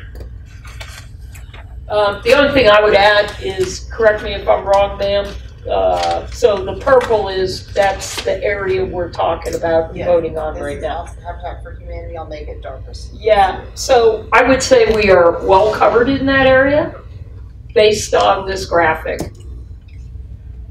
And so that's just fine. And again, with the West Central Texas Regional Foundation covers 3 regions, many counties, and is also not a roofing project, but is a housing project. So that would show diversity in our thought. All right. So with that said, any other discussion? All right, nothing heard. All those in favor? We have 2 in favor. All those not in favor? We have 1, 2, 3, 4, 5, 6. So 6 are opposed. So motion fails with 2 yeas and 6 nays. All right, let's move down to Community Action Corporation of South Texas for 300,000. Do I have a motion? I have a motion from Mr. Ball for Community Action Corporation of South Texas. Do I have a second? I have a second by Mr. Wright. Any discussion?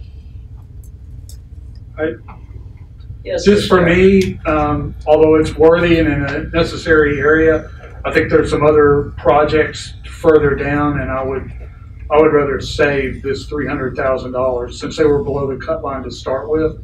I'd rather save that $300,000 for some of the other organizations we might hit later. Ma'am, could you highlight that area, please?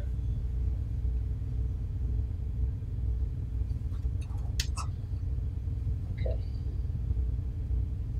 All right, and then could you take the highlight off of what we've already granted or voted on, recommended?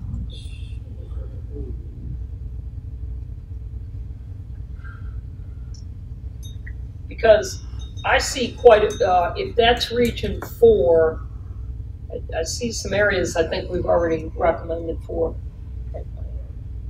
Yeah. You know, I would point out that they're not home modification, they're homelessness prevention. So similar to mental health or general assistance. Madam Secretary?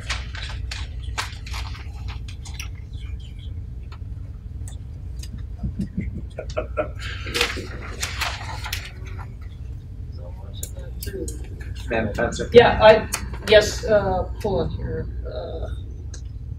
Okay, yes, sir. No, I knew that. I wanted to make sure I was still on the right one. All great comments. We are starting to operate below what was the original cut line.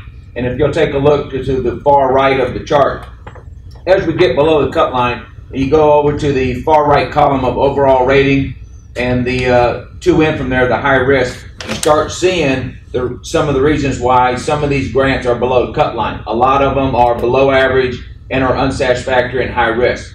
So as we start to look at these other opportunities to complete our funding, let's not just look at commission priorities. Let's take a look at the quality of the grants themselves as we consider what's below the cut line and what we want to approve.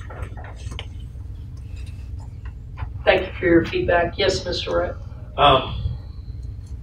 One of the things, and I very much appreciate serving the entire state, but a quick look at the regional map shows very low density of veterans in West Texas, a very high density of veterans in South Texas, and that is also our veterans that are, if they track it all with population, that's where our heaviest need is.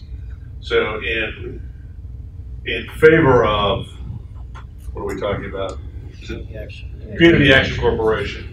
I would say that in favor of that, I am very supportive of funding South Texas and giving them as much support as possible.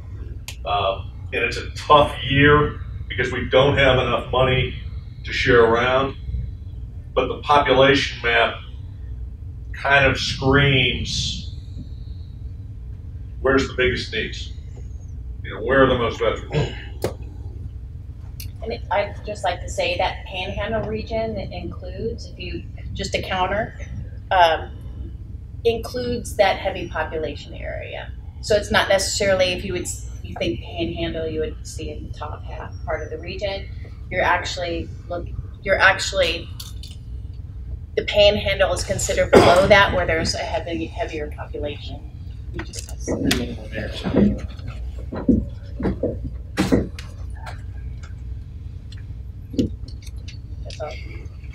Okay, so any other further discussion? All right, all those in favor?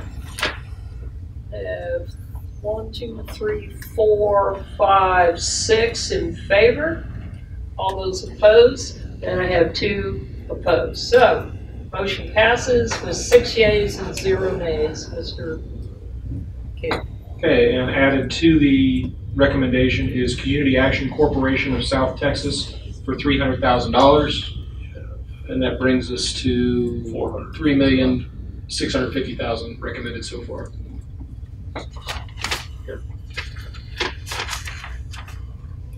So we have $450,000 left. All right, San Antonio Metropolitan Ministries, SAMS Ministries for $500,000. Do I have a motion? Okay, no motion. We'll move on. Central Texas Opportunities Incorporated for $300,000. Do I have a motion? Okay, I don't have a motion. Presbyterian Night Shelter of Tarrant County for $50,000. Do I have a motion? All right, I have a motion by Mr. Wright. I have a second by Mr. Boatman. Is there any discussion? Nothing heard. All those in favor? Aye. I have 7 in favor. Any opposed? I have 1 opposed. Motion passes for 7 yeas, 1 nay. And added to the recommendation is the Presbyterian Night Shelter of Tarrant County for $50,000.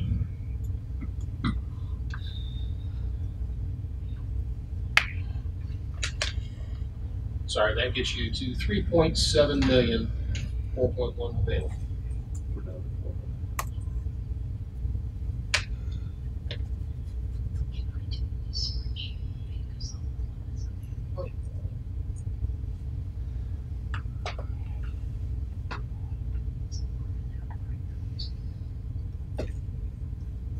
You may be wondering what I'm doing, but I'm writing myself notes because I have to brief this back. So in May, I'm not going to remember, or I think I might remember. So.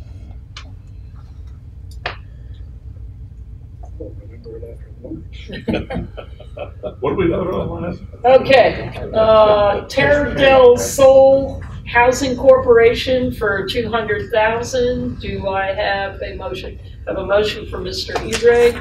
Do I have it for Terra del Sol Housing Corporation, $200,000? And I have a second by Mr. Ball, correct, sir? Yes, ma'am. All right, any discussion? All right, all those in favor? I have 8 yeas. Any opposed? 0. So motion passes for 8 yeas and 0 nays. And added to the recommendation would be Tierra del Sol Housing Corporation for $200,000.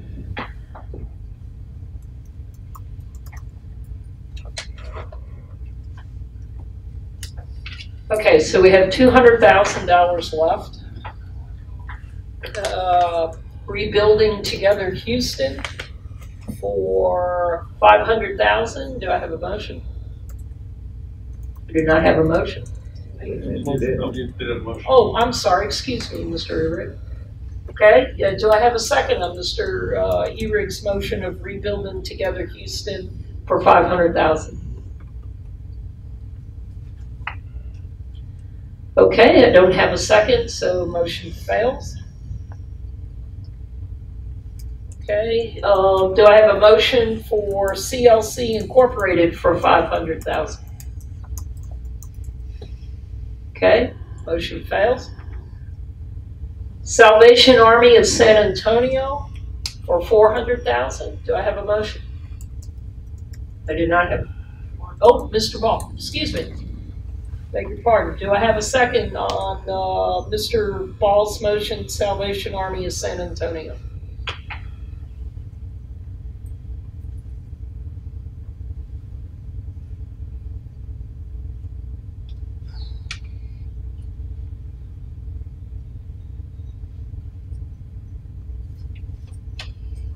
I second the motion.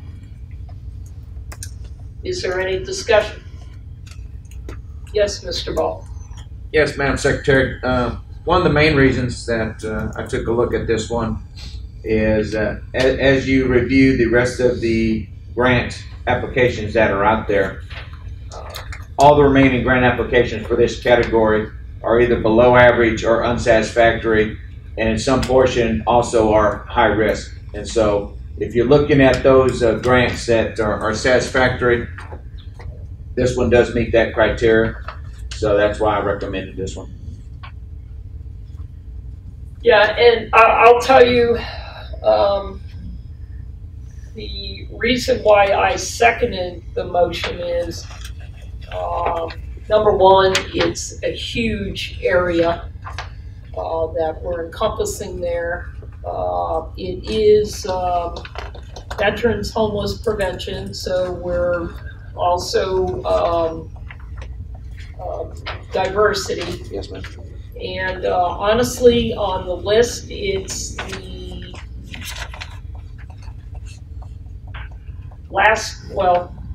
it's satisfactory and it's not a high risk. Yes, ma'am.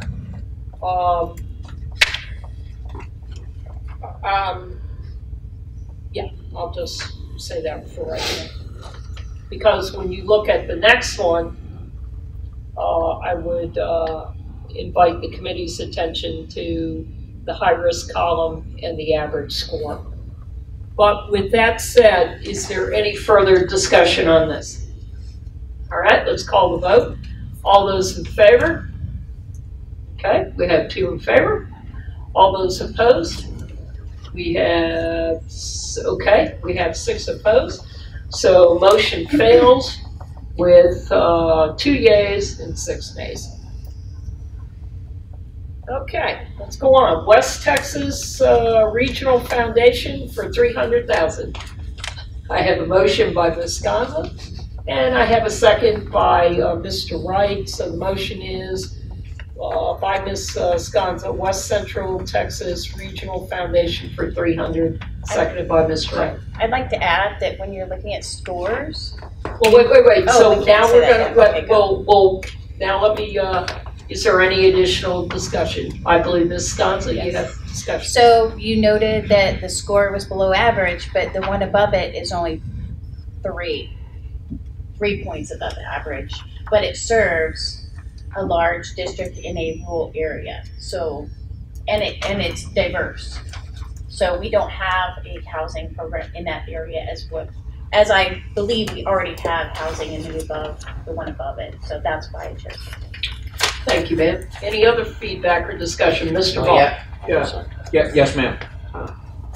Mr. Cato, can you direct me to the high-risk tab, please? I seem to have High-risk lost tag it. is November.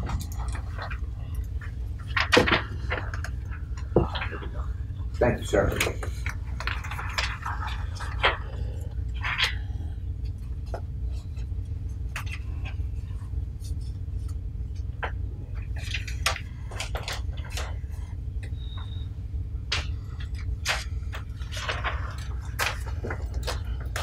Thank you, sir.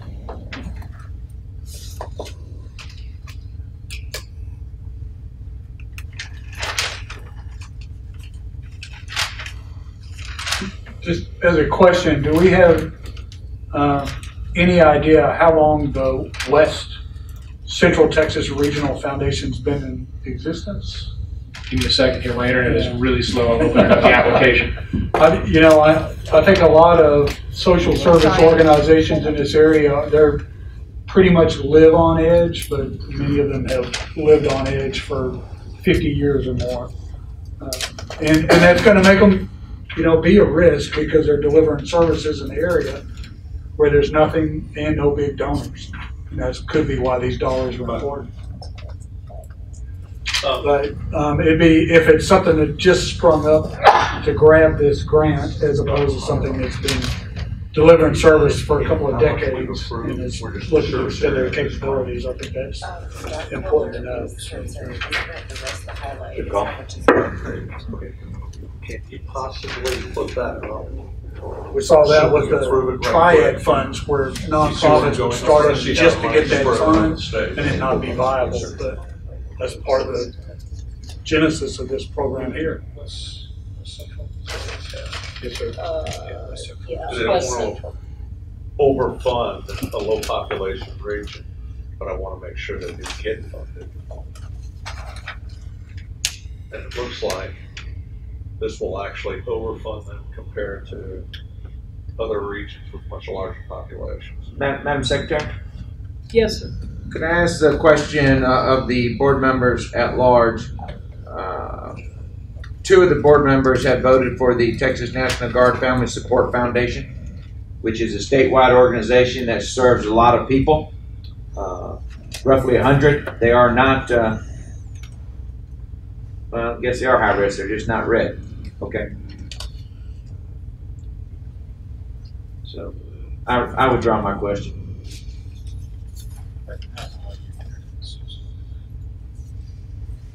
And I can just for edification, I did not vote for them. I voted for them in another category because they were one of the ones who did multiples. And that was just a financial decision. Right. We only got so much money. Yep.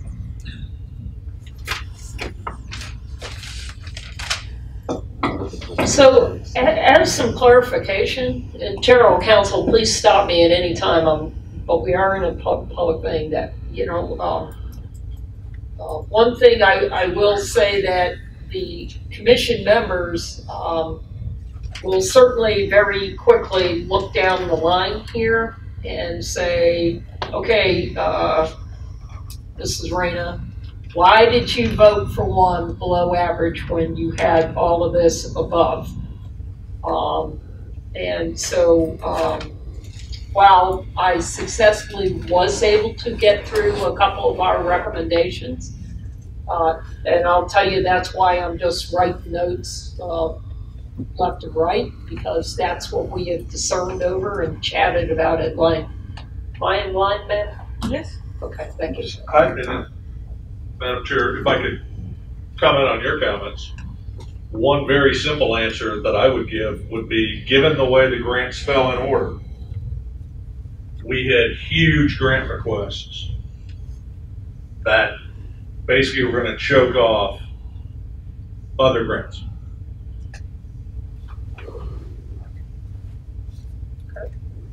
I have a comment, if I may. Sure. So the West Central Texas Regional Foundation, I don't know how long it's been in existence, but in the past it has been awarded the SSVF grant by the VA to manage homeless vouchers for Texas veterans. So it's probably one of the very few programs in that area, and they do things like case management, development of a housing stability plan. So they've been doing this work with not a lot of money in the Abilene area for quite some time. 2010 target. Yeah. So when they came on. So they didn't. Okay, there you go. They didn't jump up just for us, and at some point, the VA trusted them enough to hand out those homeless vouchers. So they're not fly by night. Is my whole point. Yeah, I'm trying to pull the Good point.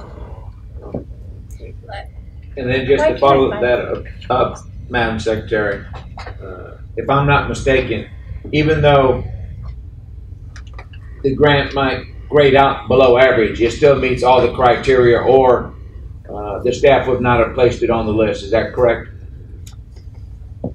It is indeed eligible. Yes. Thank you.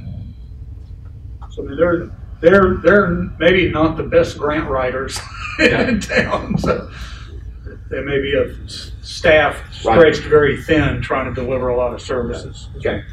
Well, and I think, and I don't know them personally. I don't have any experience. I think you brought up a great point, Mr. Jeffries, and if we have to, and it gets recommended and approved, and I'll just say that the staff's willing to help them write it to make it right. That's our charter. That's what we're doing. Yes, good compliance staff that works with these people who do the right thing. Right. As Mr. Ball said, we don't want to give him a big head. I think we're ready for a vote, Madam Chairman.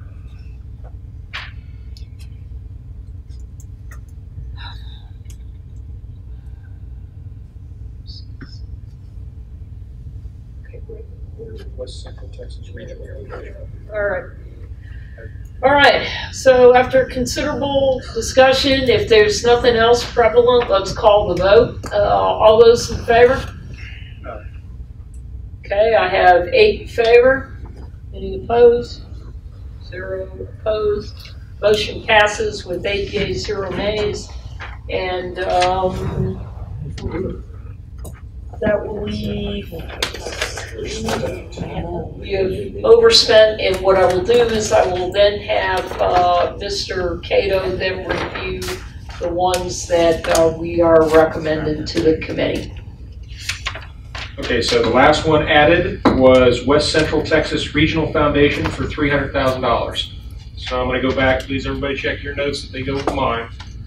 Starting from the top, for Housing for Texas Heroes, we have Northeast Texas Habitat for Humanity for $150,000. Operation Finally Home for $250,000. Habitat for Humanity of Smith County for $200,000. Meals on Wheels Central Texas for $500,000. Easter Seals Central Texas for $150,000. Rolling Plains Management Corporation for $300,000. Alamo Area Council of Governments for $300,000. The Salvation Army El Paso for $200,000. The Salvation Army Corpus Christi for $400,000. Rebuilding Together Greater Dallas for $100,000. City of Fort Worth for $300,000. Families in Crisis Incorporated for $300,000. The Salvation Army Waco for $200,000. Community Action Corporation of South Texas for $300,000. The Presbyterian Night Shelter of Tarrant County for $50,000.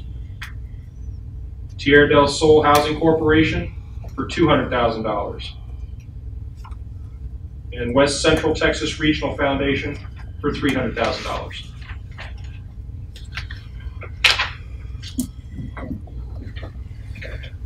Okay, so at this time I'd like to entertain a motion to approve the Housing for Texas Heroes grant recommendations made by the committee and just reviewed by Mr. Cato to take to the commission for their approval. Is there, So okay, moved. Mr. Wright presents the motion to Housing for Texas Heroes recommendations made by the committee to take for their approval. Is there a second? By Mr. O'Reilly. Is there any additional discussion? All those in favor? I have 8 yeas. Any opposed? 0. So motion passes with 8 yeas and 0 nays. All right, moving along. This brings us to agenda item number 7, discussion and action on the recommendations to the Commission for the 2019-2020 Veterans Health Mental Grants, which is in the tab labeled VMH in your notebooks. 45 applications were received, requesting a total of $9.5 million. 41 applications totaling $8.5 million were deemed eligible for evaluation. The Commission set aside $3.9 million available for these grants. As we begin our funding recommendation discussion for this grant program, I'd like to reiterate the Commission's guidance to the Advisory Committee with respect to the following veteran mental health grants. This guidance includes developing recommendations that will ensure widespread distribution of grants across the state, given priority to the funding service categories of clinical counseling and peer-delivered services, developing recommendations that encourage a diversity of services provided within the geographic regions, given priority to funding outstanding rated grant applications and fully funding applications whenever possible. Are there any committee members who have a conflict of interest with any of the veteran mental health applicants being considered for funding? Nothing heard. For the Commission's conflict of interest policy, which we have all signed in acknowledgement, if you have a conflict with an applicant being considered for housing correction for veterans mental health funding, you must recuse yourself from the entire discussion and recommendation process. At this point, I'll call for a 5-minute break in place to give the committee members a chance to review veterans mental health application information provided in your books before we get down to the business of discussing the recommendation. The staff is available for your questions as you look over the materials. So are there any broad questions? Yes. Okay, this one was a little bit difficult. The cut line actually falls between 4 and 3, but that total is $4,775,000. So that's significantly over the 3.9 available. Information-wise, if you just total the 5 down to the 5s, that number is $3,650,000. So I took the next chunk, and that's how I drew the chart. So it's a little bit big, but it kind of broke out that way. There wasn't a clear close to the 3.9. So between which grants is it then? The charts are based on the cut line. The above below is between 4 and 3. Oh. And that total amount of funding between 4 and 3 is 4.775, which is significantly above, but that just made sense kind of where. No, I'm tracking. I thought you said it was in the middle of 3. I missed it. Gotcha. Okay.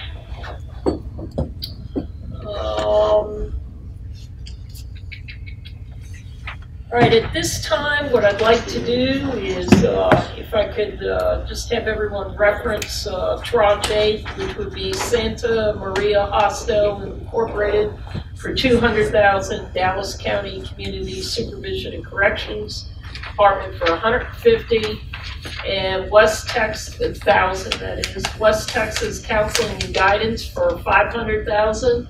Do I have a motion to recommend them for funding? Okay, Mr. Ball presents the motion for Santa Maria Hostel, $200,000, Dallas Community Supervision and Corrections Department, $150,000, and West Texas Counseling and Guidance for $500,000. Do I have a second? Second. All right, seconded by Mr. O'Reilly. Any discussion? Yes, Mr. O'Reilly. In fairness to all of the others, we've discussed everybody who's on the performance list. Santa Maria Hostel is in fact on the performance list, although they're performing at 32.5%. So they are not grossly or egregiously, I guess would be the right word, under the line. I just wanted to mention that since we've discussed everyone else in fairness. Thank you, noted. Any other discussion? All right, all those in favor? Aye. Aye, I have 8 yeas. Any opposed? 0. Motion passes with 8 yeas, 0 nays. Mr. Cato. Okay, for the Veterans Mental Health recommendation, Santa Maria Hostel Incorporated for $200,000, Dallas County Community Supervision and Corrections Department for $150,000, West Texas Counseling and Guidance for $500,000.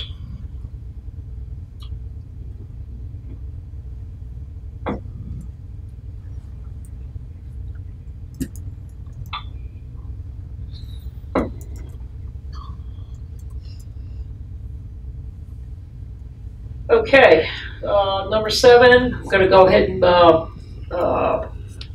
bunch those together and make a motion or correction. The Montrose Center for $100,000, Marriage Management Consultants for $100,000, Samaritan Center for Counseling and Pastoral Care for $500,000. Do I have a motion? Okay, I have a motion by Mr. Ball for Montrose Center at $100,000, Marriage Management Consultants for $100,000, Samaritan Center for Counseling, Pastoral Care for $500,000. Do I have a second? I have a second by Mr. Boatman. Any discussion? Okay, the only thing I just want to point out, marriage management consultant is a high risk. Just want to point that out. Yes, Mr. Wright. Since you brought it up, the one thing that I will say, they have applied for and received grants from us in the past. They have always managed to comply, is my understanding. I noted that, and it was I debated long and hard before I put them on my list. I did too, and I think they have quite a track record with this commission. Yes, sir. I would just say, it's because they're a couple delivering these services and they are on the thin edge. It's a good example of a nonprofit that doesn't have a big admin overhead, doesn't have a big bank account, doesn't have investments, but they deliver a lot of services, especially to active duty troops. So. Concur. All right, any other discussion? All right, is all those in favor? Aye. We have 8. Any opposed? 0. Motion passes. 8 yeas or nays. Mr. Cato. Added to the mental health recommendation, Veterans Mental Health is the Montrose Center for $100,000, Marriage Management Consultants for $100,000, and Samaritan Center for Counseling and Pastoral Care Incorporated for $500,000.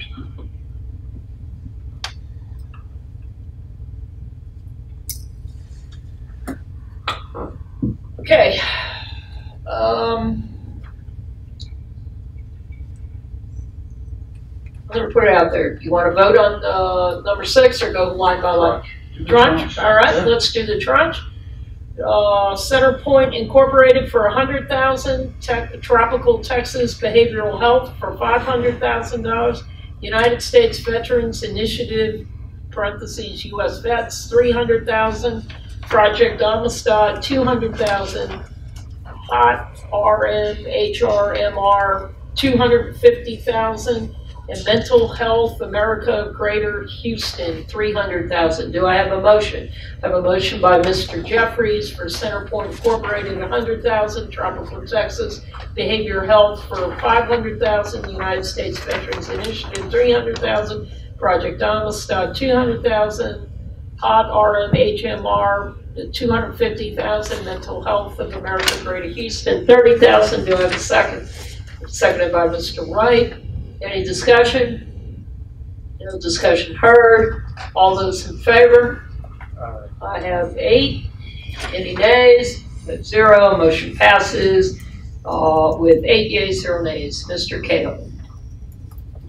Okay, added to the recommendation, Centerport Incorporated for $100,000, Tropical Texas Behavioral Health for $500,000, United States Veterans Initiative for $300,000, Project Amistad for $200,000, Heart of Texas Regional Mental Health Mental Retardation for $250,000, and Mental Health of America Greater Houston for $30,000. Okay, the tranche of 5. I only want to note there's one below average in there, but I would like to go ahead and vote for the tranche of 5. Grace After Fire for $100,000, 22 Kill for $150,000, Texas National Guard Family Support Foundation for $30,000, bless you. Armistead Community Music School, $15,000. Caritas of Austin, $50,000. Potter County Veterans Treatment Program, $75,000. Collin County, $150,000. Tri-County Behavioral Health Care. Do I have a motion? Motion by Mr. Wright. Do I have a second? I'll second it. Okay, so motion by Mr. Wright, Grace After Fire, $100,000, 22 killed, $150,000, Texas National Guard Family Support Foundation, $30,000, Armstrong Community Music for $15,000, Caritas of Austin, $50,000, Potter County Treatment Program, $75,000, Collin County, $150,000, Tri-County Behavioral Health Care for $150,000, seconded by Ms. Rena. Any discussion? Yes, ma'am. Yes, Mr. Ball. Madam Secretary, I just have a tough time stomaching why we would put a below average grant application in a tranche when we have a commendable application that's below the cut line. And I know there's a big difference in the values or the funding associated with each one, but yet we're willing to tranche a below average and not agree to funding a commendable grant application. The two in question I'm talking about are below average Potter County Veterans Treatment Program for $75,000, and the one that's below the cut line that's commendable is Houston Methodist Hospital, and it is for $500,000 though. Just my particular reasoning for that, besides the amounts, and I encourage the smaller organizations to ask for smaller amounts, but Potter County, and they don't have the most veterans in Texas, but they have almost no services, and it's a community, you know, that is impoverished. It's an impoverished community. So I also did vote for the Synchrony project because I think it's worthy and sustainable. I don't know, you know. And it's also statewide. Yeah, and maybe even nationwide, to be honest. But that's why I voted for Potter County. I wasn't comparing one to the other. Right. And it just so happens that enough other people agreed to push it into the tranche. Yes, go ahead. So the reason I didn't vote for commendable, the Houston Methodist Hospital Synchrony program for a specific type of veteran, which would be special forces, is they're so small and they're so highly supported throughout the nation. Each special forces foundation each special forces has their own foundation. They have Wounded Warrior. They're highly, highly supported. So you're taking a small population and giving them $500,000 within the Houston, well, it's statewide, but it's a small program. I believe it's a new program as well. So that's why I did not vote for it, because it focuses on a highly supported small population. Whereas that money could go towards a larger population. If they would have asked for a smaller amount, I probably would have been more eager to vote for them, but that is why I don't. They're such a well-supported community, whereas if you take another smaller population like women or other smaller, they're not well-supported. So that's why I didn't concur. You know, I have to concur with your comments, and a small community within a huge community of Houston. I after reading the document a couple times, I had reservations. Yes, Mr. Wright. And the only comment I would add to that, for Mr. Ball or for anybody's edification, because I don't have a problem discussing it, they weren't one of my priorities. I actually didn't vote for them at all, although I considered them. But as we are running extremely tight on money, as I got down to the point where I would have included them in a year where we had more money, they're just asking for too much money. And again, exactly what you said. When we start playing identity politics with veterans, I think we get off mission. Well, I don't Just my personal necessarily opinion. call it identity politics. I just think it's a very well-supported section of veterans that maybe doesn't need $500,000. Maybe that $500,000 needs to go to an organization that also includes them. Right. I think we've kind of drifted though, because it's down in the tranche where only 3 of us But it's voted for. commendable. I mean, it's not a competition, so No, it's not either Potter or Synchrony. Sure. Right, you know, it's right now, it's just this whole tranche, so. Yeah. I agree. Well, I thought the point was it's commendable. Why didn't we include it in the tranche? Yeah. But that's why I didn't include it. So, and the other thing I'll say is the population served, I believe, for Houston Methodist was 20. You go up to Potter County is 45.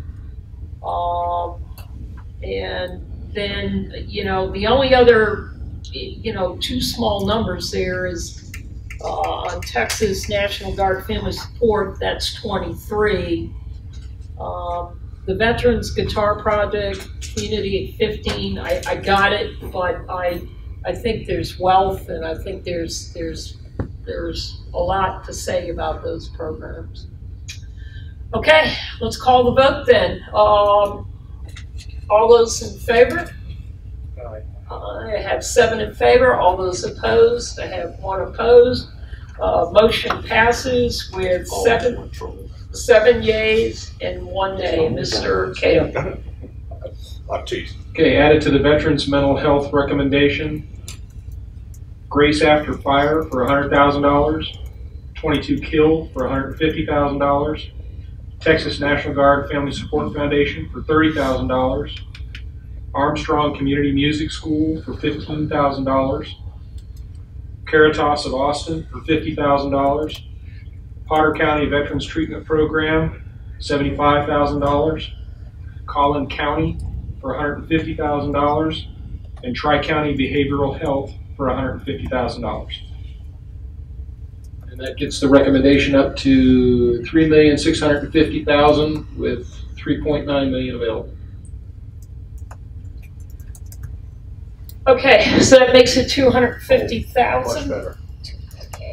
left. And Madam Chair, Yes. if I could, I had asked her to take out, she shaded, I guess there were 1 or 2 that were statewide, but it made everything so dark, it made it hard to tell. So if somebody's done statewide, they're serving statewide, but now we see the ones that are serving specific areas, and it's a little clearer to see, just so everyone knows what I just asked about. Okay, So with that said, ladies and gentlemen, I'm just going to go ahead and we're going to go line by line in category the tranche 4 here. On Baylor and White Research Institute for $500,000. Do I have a motion? Mr. Wright makes the motion. Baylor Scott White Research Institute for $500,000. Do I have a second? I have a second by Mr. O'Reilly. Any discussion? Yes. So for me, there are a couple of things about this one. One, Baylor Scott & White is a for-profit hospital. They pay money back to dividend holders. So they're not a nonprofit, and they create kind of nonprofit-ish entities within their system. Okay, they are eligible as a nonprofit. As a nonprofit. The Research Institute, which pays salaries then to employees of Baylor Scott & White, or gives them support to like travel to conferences and stuff like that.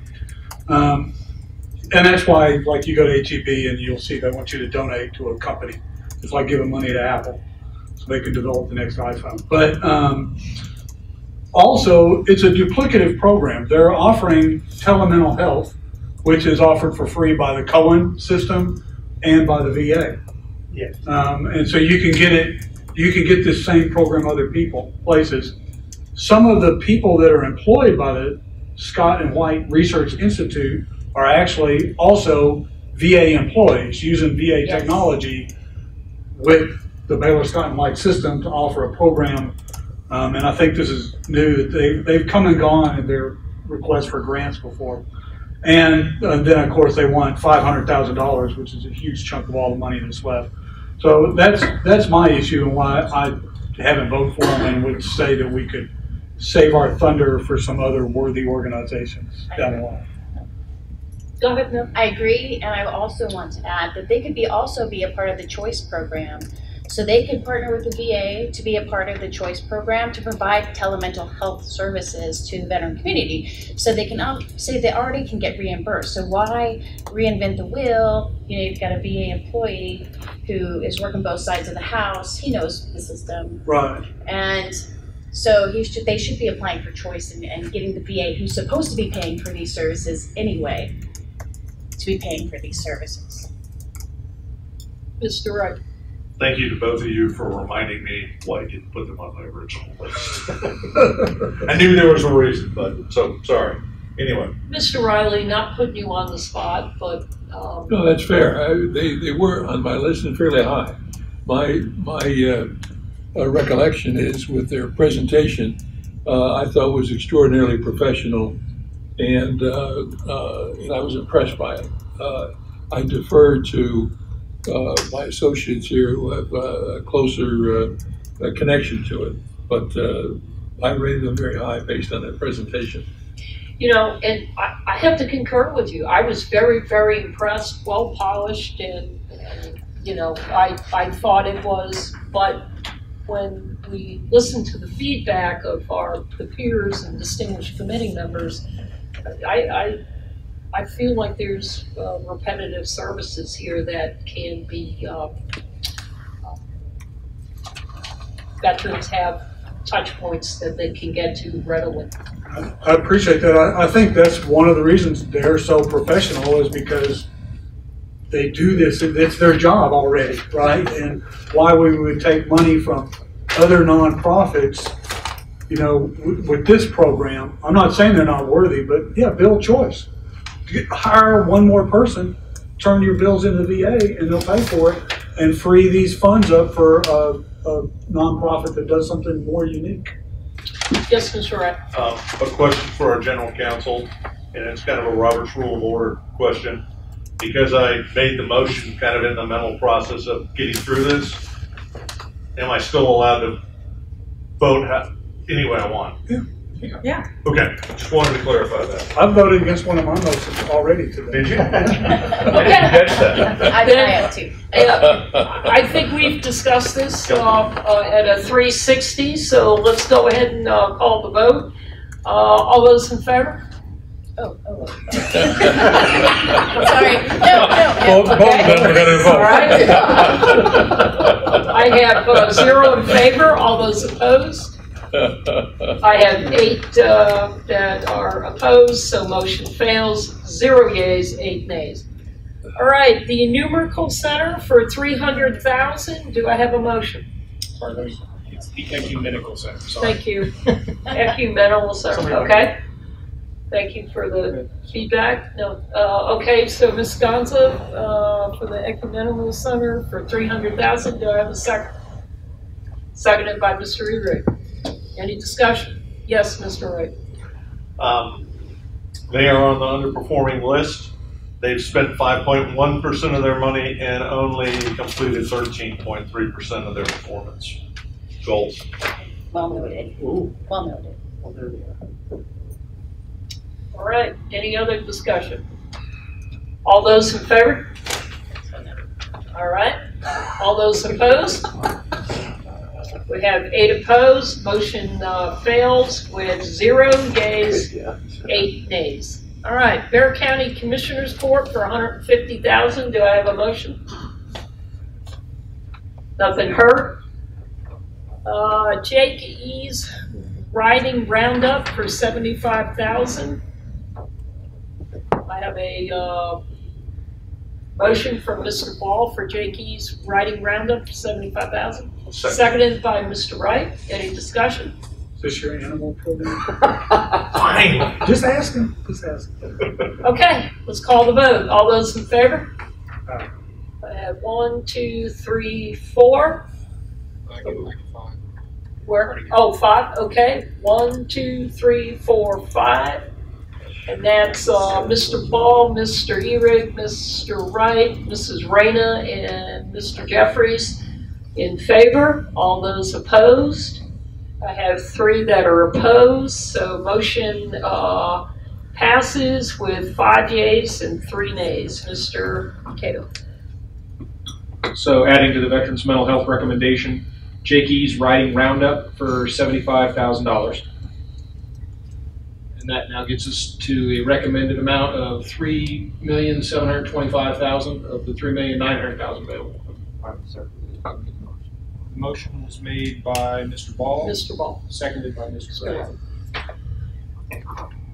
Okay, Senecor Foundation for 100,000. Do I have a motion? Mr. Wright makes the motion for Senecor Foundation for 100,000. Do I have a second? I'm seconding it. By Ms. Reyna. Is there any discussion? Just, could you show us the counties they serve? Can we see this? I see it's on 4 down south. Okay, they cover all those counties down there? All right. And as a note to further, that's the Senecor Veterans Program at Charlie's Place. We historically do have where we have approved or recommended grants for Charlie's Place when it was just Charlie's Place by itself. They had the YouTube video, right? With the full video. Full background. I think they had one of the early YouTube videos.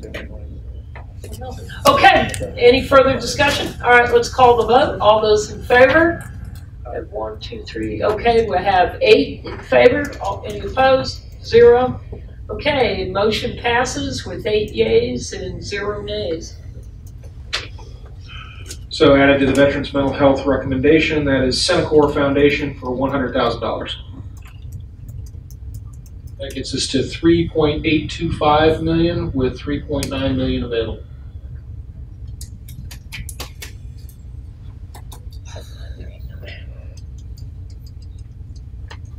All right, I want to spend this money, so here we go. Patriot Pause. Do I have a motion for Patriot Pause? Nothing heard. Rock Ride on Center for Kids for $150,000. Do I have a motion? Recovery Resource Council for $500,000. Okay, Houston Methodist Hospital for $500,000. All right, I have a motion by Mr. Ball for $500,000. Do I have a second? I'll second it. Can we? Okay, it's seconded by Mr. Jeffries. And that's a discussion. Discussion. No takebacks. Yeah, is that large amount over? Is that gonna hit us, or Is it doable? is that doable? Yeah, because that's gonna push us way over. The policy is we'll fully fund the last one. I won't deny it's pushing it. Yeah. I'll just say that when I reviewed this and saw their presentation, and I tend to feel like the other people, is we need to be careful of this one narrow population. I agree. That there are a lot of services for, but what I did like about this was that there were actually medical therapy, scientific-based services, and not just some big expensive retreat or something, and that some of the information they learn may become generalizable to a larger population. So they may start by treating the special forces, but then generalize that out to other troops later on. So I just think there's so many other groups that can serve that population, and they're so well funded throughout the United States that do they really need this extra funding for that specific population? My answer would be no. I mean, I respect that community, highly respect that community, but I also know that there's a large population of veterans with needs, with similar needs that could be served by other organizations. While I agree with all the above, if you put your blinders on and just go with what the commission's recommendations are and priorities, it is a statewide organization. It's a commendable grant. But again, we're talking about 20 people. We're talking about 20 people for $500,000. I think that would be a gross, to vote on that would be not responsible on our part. Yes, Mr. Wright. And the only comment I would make is, you get asked about that one, $500,000 for 20 people, answers it to me.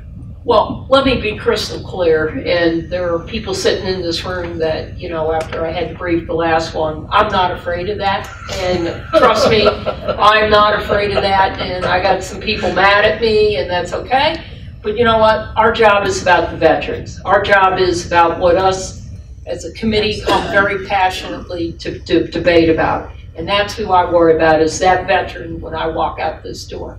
And that's who I'm accountable to, I personally feel. So I'm not worried about that because my accountability is to Texas veterans. And to be clear, Madam Chair, I was more worried about the commissioners than you. You'll take them to task. That's okay, that's my accountability. Yep. So anyway, thank you, Mr. Ball, your feedback, commendable in that, and your, I noted. So let's call the vote. All those in favor? Okay, we have 2 in favor. All those opposed? We have 6 opposed, so motion fails with 2 yeas, 6 nays. Point Yes. of order, is that the appropriate term here? Would the committee consider a reduced amount rather than the 500,000? Could we lower it? Would that be a consideration? Madam Chairman, I'd be willing to adjust my motion if that's feasible to a lower amount. Well, correct me if I'm wrong, we voted on 500,000. Right. So if anything, it could be a new motion, correct, General Counsel? Friendly amendment. Friendly amendment. What friendly? Yeah, just right. make Most it of us are. the first motion has already been voted and defeated, so if you've got Right. another motion. Oh, Yeah, okay. no, would be a new motion. All right. So, You can recommend a lower amount. right, correct, we can. Is there a new motion out there then? A new motion with the adjusted amount? Can they adjust? Can they accomplish what they want with less? This is not like a financial assistance. This is hiring a bunch of people and renting rooms and stuff. So I'm not sure that it would be useful to them if they don't get their. But the process, what would happen is, should they be selected by the commission for a lower amount than what they submitted for, during negotiations, we would go back to the organization and put that question to them. can you do the project? At that point, they would have an option to adjust their budget, and because it's a lower amount, they would have the option to adjust their performance as well. So if you lower the dollars, they could lower the, but it requires rewriting the grant application. And that's part of the reason why the commission says fully fund where possible. That way folks know, hey, this is what my budget is, this is how I plan. But yeah, if it's a lower amount, and we've done it in the past, we just have to go back to them, ask them if they can do it, and then how, and they get an opportunity to rewrite. That was my impression, is this is a lot of salary, and so some of these, like if it's a financial assistance grant, they can just help fewer vets. Sure. I'm not sure that they can Did you open up the application? do the project if they don't get this money, unless they get it from somewhere else. We'll open up the application real quick and see if, we'll open up the application, it won't be real quick, but we'll see what the budget shows. And I just have something to add too. When you look down, you've got Easter Seals of Greater Houston. I don't think they're on the risk list, but they are serving 200 veterans. Right. By the 20 in 2 regions. In 2 regions, yeah. I mean, Central Texas is pretty. But 20 for all of Texas, but 200 for Houston. Yeah. Just saying.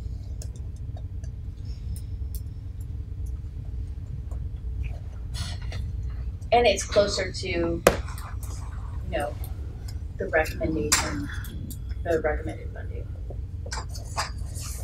If we did that and they said, yes, we could perform, but we'd have to cut our performance in half, we're in the same place. Whether we spend $500,000 to help 20 or $250,000 to help 10, we're in the same place. Well, You're generous. I was only going to give them 100 grand. Seriously, I mean, that's the number that we're at without going ridiculously over. So that won't buy one PhD. I'm in the wrong line of work. Absolutely. Okay, so I don't have a motion. We're waiting on the internet. I would just like to, and I know senators say that, is there still a burning desire from the committee to find out the answer, Mr. Ball? It's coming up right now. What are we looking at, the budget? The budget for the Houston Methodist Hospital grant. It's actually 400 and, well, in client services, but I believe that it is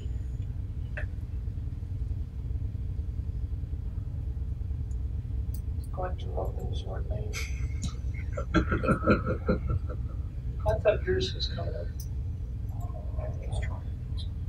But it helped. You know, the more people that compete to get to the Senate website, I'm the slow off- internet I'm will off- go even slower. I'm working on my I'm just throwing that out. Yeah, I'm working off my hotspot. Okay. So we're working different ways. Check it on your phone. Race.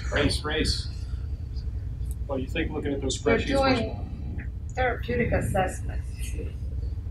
and is the budget, that pays for the, oh, I remember this one. 225,000 for 15 therapeutic assessments at 15,000 per unit. That's one portion of. Yeah, so you can kind of guess what that is. The way they set it up is they didn't do it with salaries. They just did it with the assessments, and they put a number on the assessment is what it costs. It's a So bundle. that 20 goes at 15,000 per. So you kind of add up what the numbers. They'll reduce it. I could almost bet you. But then the other one is, the other half of it is functional rehabilitation, and that cost is 40,000 per unit, so it would be, what, 55,000 per veteran. Madam Secretary, Yes, Madam Chairman, I'm sorry, it's okay. Miss Madam, You got it. Great. if Mr. Jeffers is okay, I'd just like to withdraw anything that I've said. We can move on. All right. Well, that's what I'm going to do. Easter Seals of Greater Houston, 300,000. Do I have a motion? Sure. All right. Mr. Jeffries presents the motion, Easter Seals of Greater Houston. Do I have a second? Ms. Sconza has seconds the motion. Is there any discussion? I'll only say it's regions 5 and 6. I think we've got more coverage. It's satisfactory and it's not a high risk. Call the vote. All those in favor? I have 7 in favor. Is that correct, Mr. Boatman? Yes. 7? Yes. Okay, do I have any nays? And I have 1 nay. So motion passes, 7 yeas, 1 nay. Okay, with that said, I'll let Mr. Cato go over the list, and we'll go from there, sir. Okay, we just added Easter Seals of Greater Houston Incorporated for $300,000. So I'll go back and review the entire list for 2019-2020 Veterans Mental Health. Santa Maria Hostel for $200,000. Dallas Community Supervision and Corrections Department for $150,000. West Texas Guidance and Counseling, West Texas Counseling and Guidance for $500,000. The Montrose Center for $100,000. Marriage Management Consultants for $100,000. Samaritan Center for Counseling and Pastoral Care Incorporated for $500,000. Centerpoint Incorporated for $100,000. Tropical Texas Behavioral Health for $500,000. United States Veterans Initiative for $300,000. Project Amistad for $200,000. Heart of Texas Regional MHMR for $250,000. Mental Health America of Greater Houston for $30,000. Grace After Fire for $100,000. 22 Kill for $150,000. Texas National Guard Family Support Foundation for $30,000. Armstrong Community Music School for $15,000. Caritas of Austin for $50,000. Potter County Veterans Treatment Program for $75,000. Collin County for $150,000. Tri-County Behavioral Health Care for $150,000. Jake E's Riding Roundup for $75,000. Senecor Foundation for $100,000. Easter Seals of Greater Houston for $300,000. And that gets the total recommendation for Veterans Mental Health to 4.125 of 3.9 available. Okay. I'm assuming that we are good to keep pushing on, correct, crew? Awesome, thank you. We're gonna vote that? We gotta vote? Oh, yeah, you're right. Thank you. At this time, I would like to entertain a motion to approve the Veterans Mental Health Grant recommendations made by the committee to take to the commission for their approval. Is there a motion? Motion by Mr. Boatman to approve the Veteran Mental Health Grant recommendations by the committee to take for their approval. Is there a second? Seconded by Mr. Wright. Is there any additional discussion? Nothing heard. All those in favor? I have 8. Any opposed? 0. Motion passes. 8 yeas, 0 nays. We take Okay. a 10-minute break? Sir? We take a 10-minute break since we're going to lunch? Sure. 10-minute break? Sorry about that. You The next one's going to be. Oh, I tell you what, can we do a 2-for-1? Let me do the readout, and then instead of a 10-minute break, I'll do a 15-minute break. Fair enough? Okay, so that brings us to agenda item number 8, discussion and action on recommendations to the Commission for 2019-2020 General Assistance Grants, tab labeled in GA in your notebook. 78 General Assistance applications were received, requesting over $16 million. 65 applications totaling $14 million were deemed eligible for evaluation. The Commission set aside $6,450,000 for these grants. As we begin our funding recommendation discussion, I would like to reiterate the Texas Veterans Commission's guidance to our advisory committee with respect to general assistance grants. This includes developing recommendations that will ensure widespread distribution of grants across the state, given priority to the funding service categories of financial assistance and supportive services, developing recommendations that encourage a diversity of services provided within geographic regions, giving priority to funding outstanding rated applications, and fully funding applications wherever possible. Are there any committee members who have conflict of interest with any general assistance applicants being considered? Nothing heard. For the commission's conflict of interest policy, we've also, I'm going to acknowledge, if you have a conflict with an applicant being considered for general assistance funding, you must recuse yourself from this entire discussion or recommendation process. So with that said, it's 11:46. We'll take a 15-minute break for committee members to take a look at their books and also take care of any applicable business. And we'll reconvene, how about at 12:05? Fair enough? So what's the cut line? Cut line? Everybody got the page there? We're looking at tab U. Everybody there? Looks like it. Okay. The cut line falls between 3 and 4. And well, it's over though. So the cut line there, that dollar value is $7,050,000. So it's significantly over. But if you go between 4 and 5, that's where it is 5.6 million between 4 and 5. So just so you know. But I did the charts based on the cut line between 4 and 3. And you can do the charts, see what that looks like. All right, thanks guys. See you in a few. Donuts and cake. Okay, it looks like we've got everybody in place. I think we've got a lot accomplished on that break. So let's get rolling here. Okay, so we're on the number 5 here, general assistance grants. I just want to put a couple things out there. So as we start discerning about these grants, some of these have multiples. So as we're trying to take care of the equity and getting that straight, let's just maybe keep that in mind. Okay.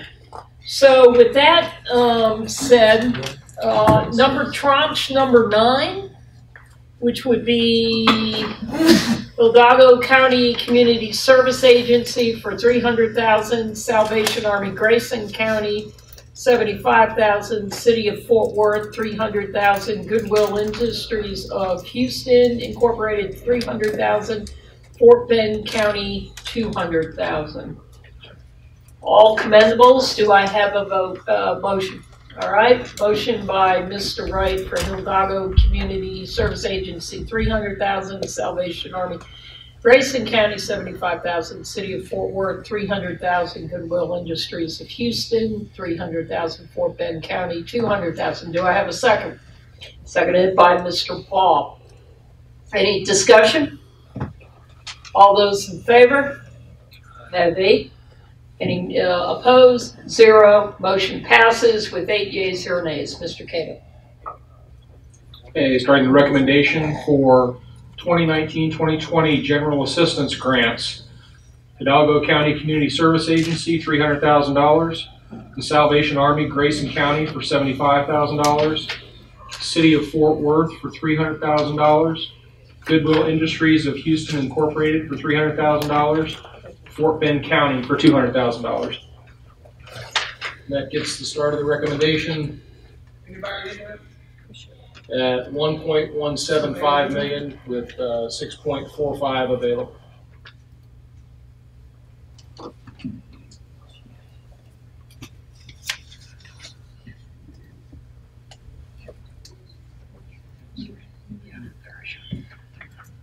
Just wanted to make sure we had a procedure done and it has been verified. All right, let's go ahead and go with Tranche 8, Family Service Center of Houston and Harris County, $300,000, San Antonio Metropolitan Ministry, $300,000, Caritas of Waco, $200,000, Centerpoint Incorporated, $250,000, Nueces County, $150,000.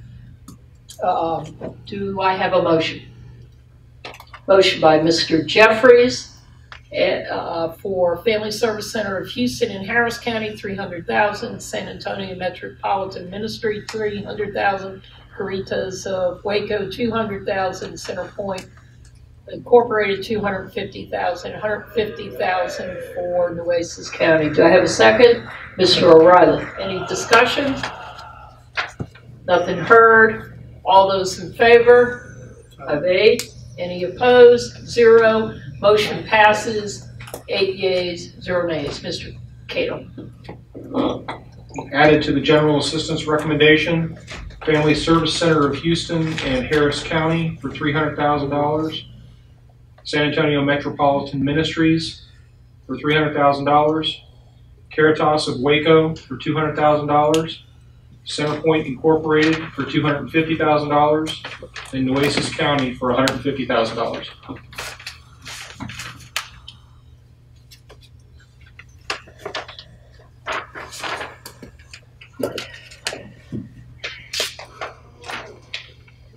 Okay, I'm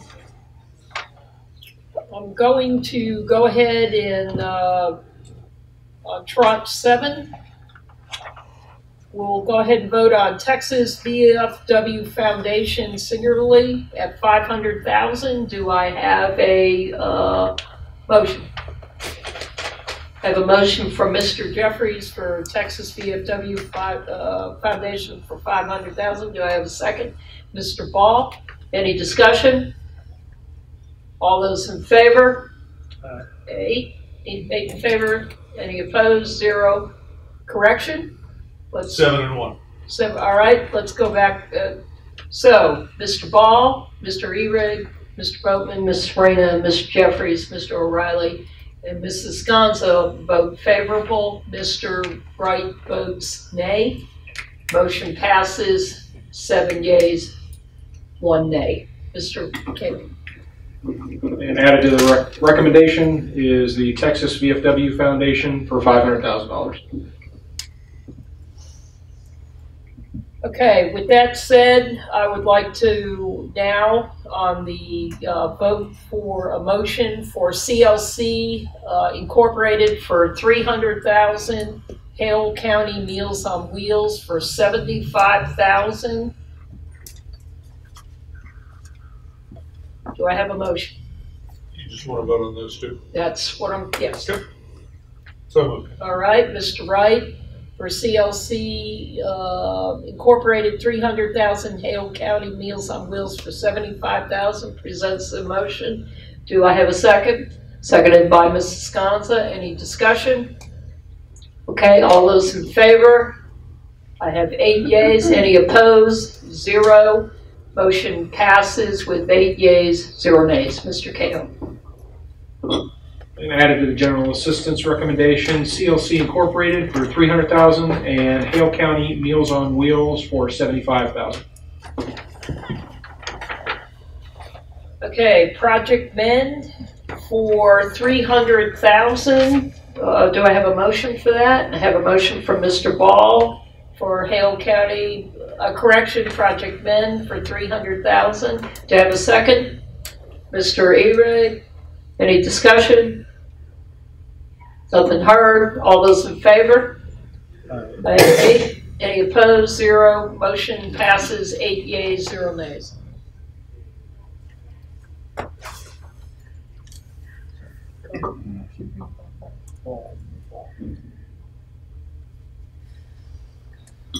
Okay, adding to the general assistance recommendation, Project Mend for $300,000.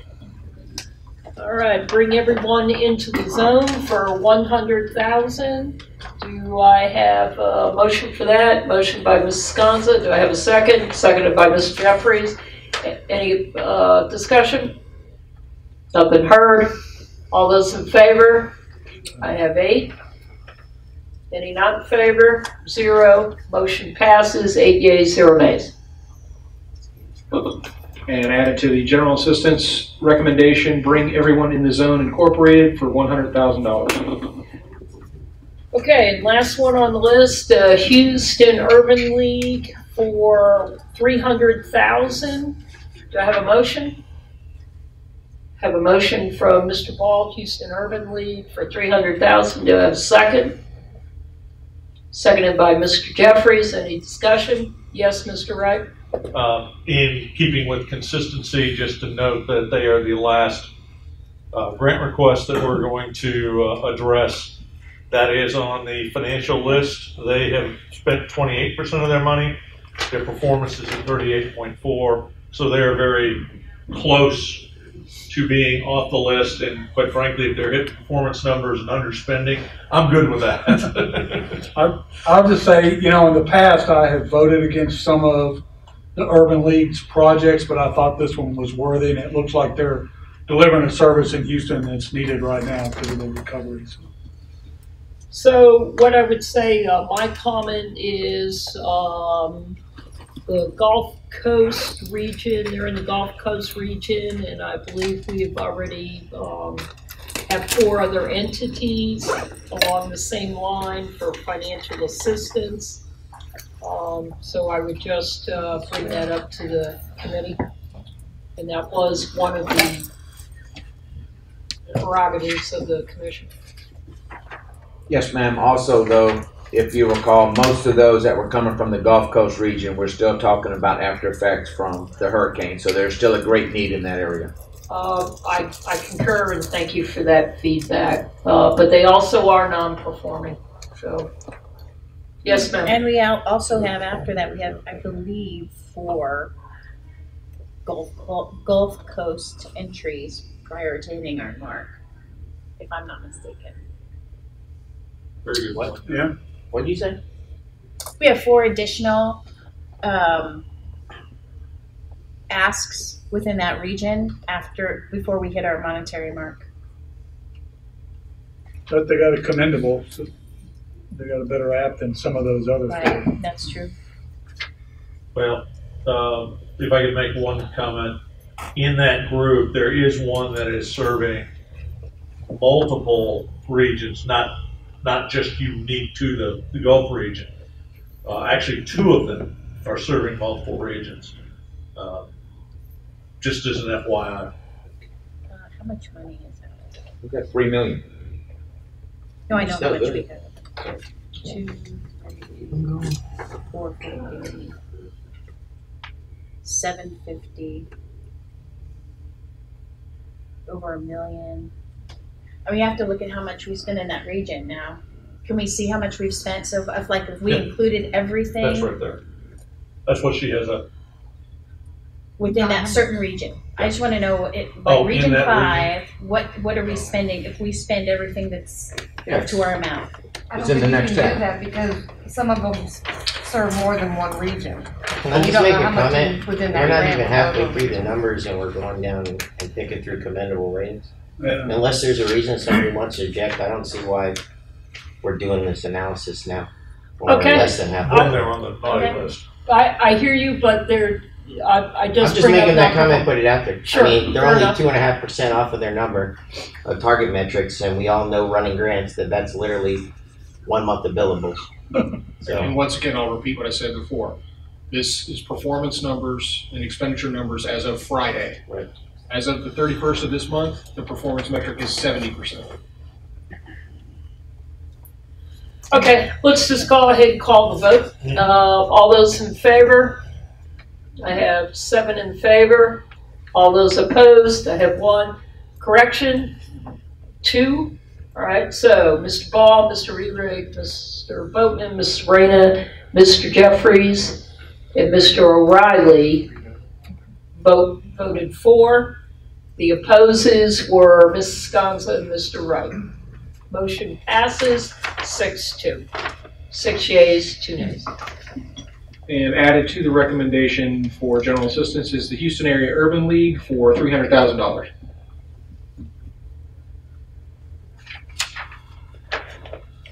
Okay, let's go ahead and vote on all of Tranche 6, Honor Veterans Now for $500,000, Meals on Wheels, Montgomery County for $300,000, Project Amistad for $300,000. Do I have a motion?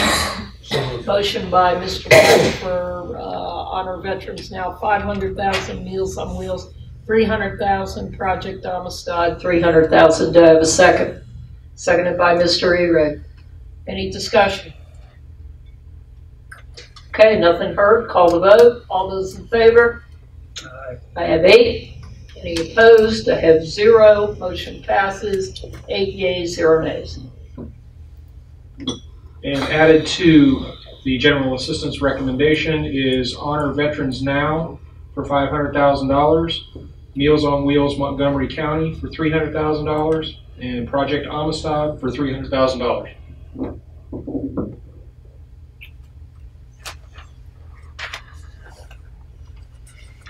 Okay, with that said, we have 1.4 million left in the pot for general assistance. I'd like to go ahead and vote on tranche 5, Grace After Fire for $150,000, Big Brothers Big Sisters Lone Star $100,000, Fort Bend Senior Meals on Wheels and much more $200,000, Comfort Crew for Military Kids $100,000. Do I have a motion? Motion by Mr. Wright for Grace After Fire, $150,000. Big Brothers Big Sisters Lone Star, $100,000. Fort Bend Seniors Meals on Wheels and much more, $200,000. Comfort Crew for Military Kids, $100,000. Do I have a second? Seconded by Mr. Ball. Any discussion? All those in favor? I have 8 in favor. Any opposed? 0. Motion passes. 8 yeas, 0 nays. And adding to the general assistance recommendation, Grace After Fire for $150,000, Big Brothers Big Sisters Lone Star $100,000, Fort Bend Senior Meals on Wheels and much more for $200,000, Comfort Crew for Military Kids for $100,000.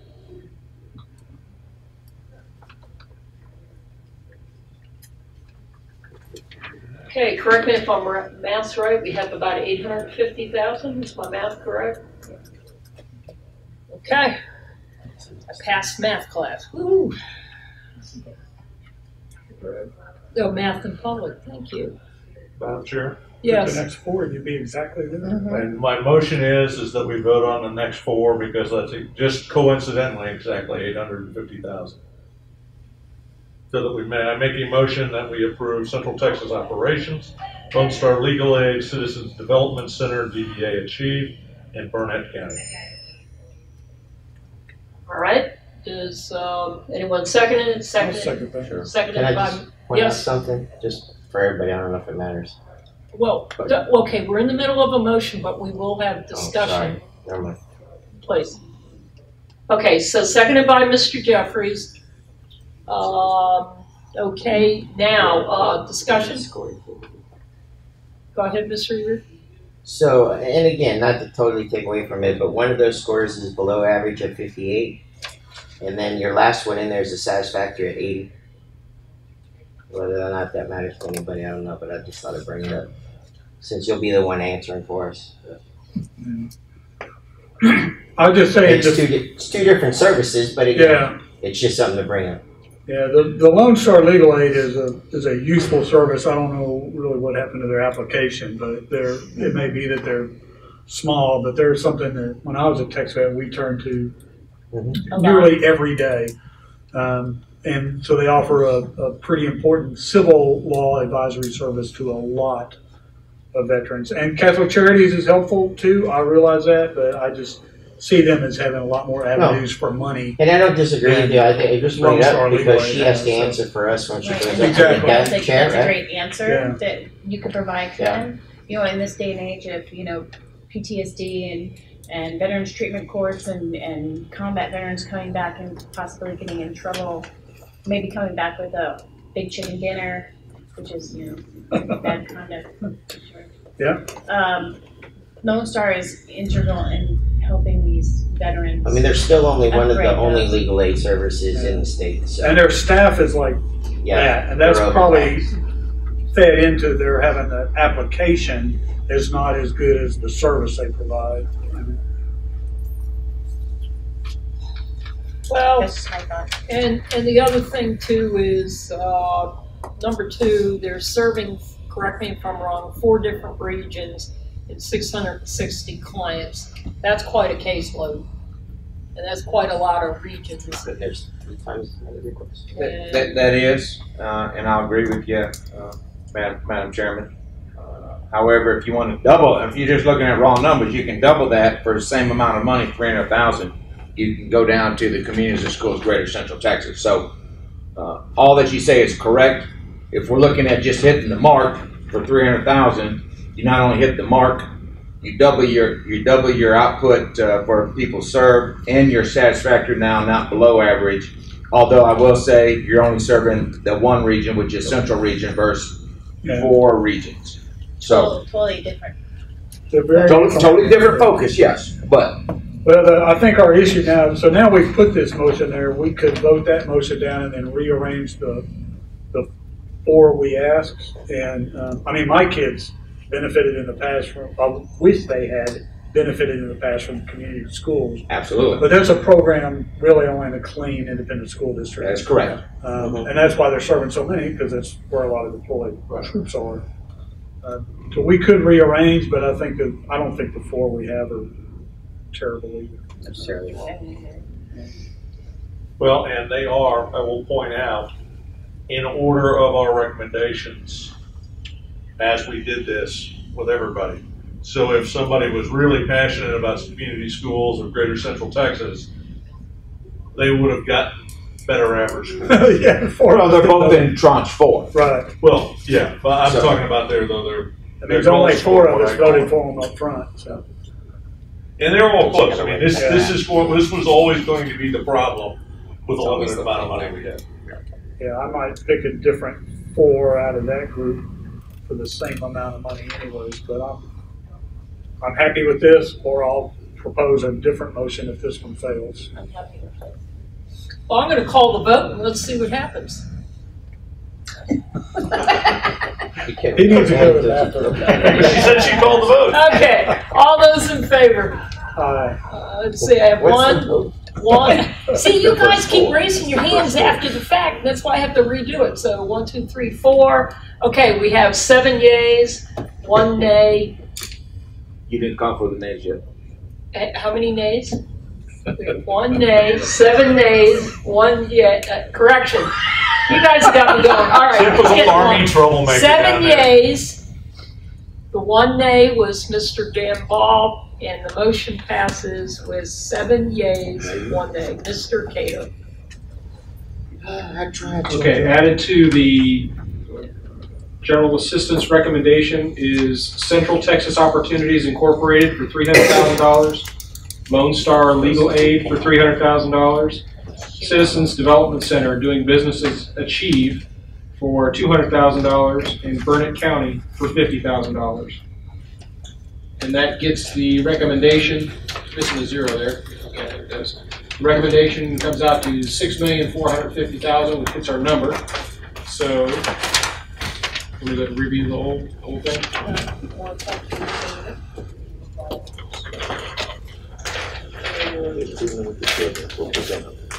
Trying to catch them before you guys were dealing with it. So. You didn't like it up to hell I put another policy. That's why you did PT when you used to do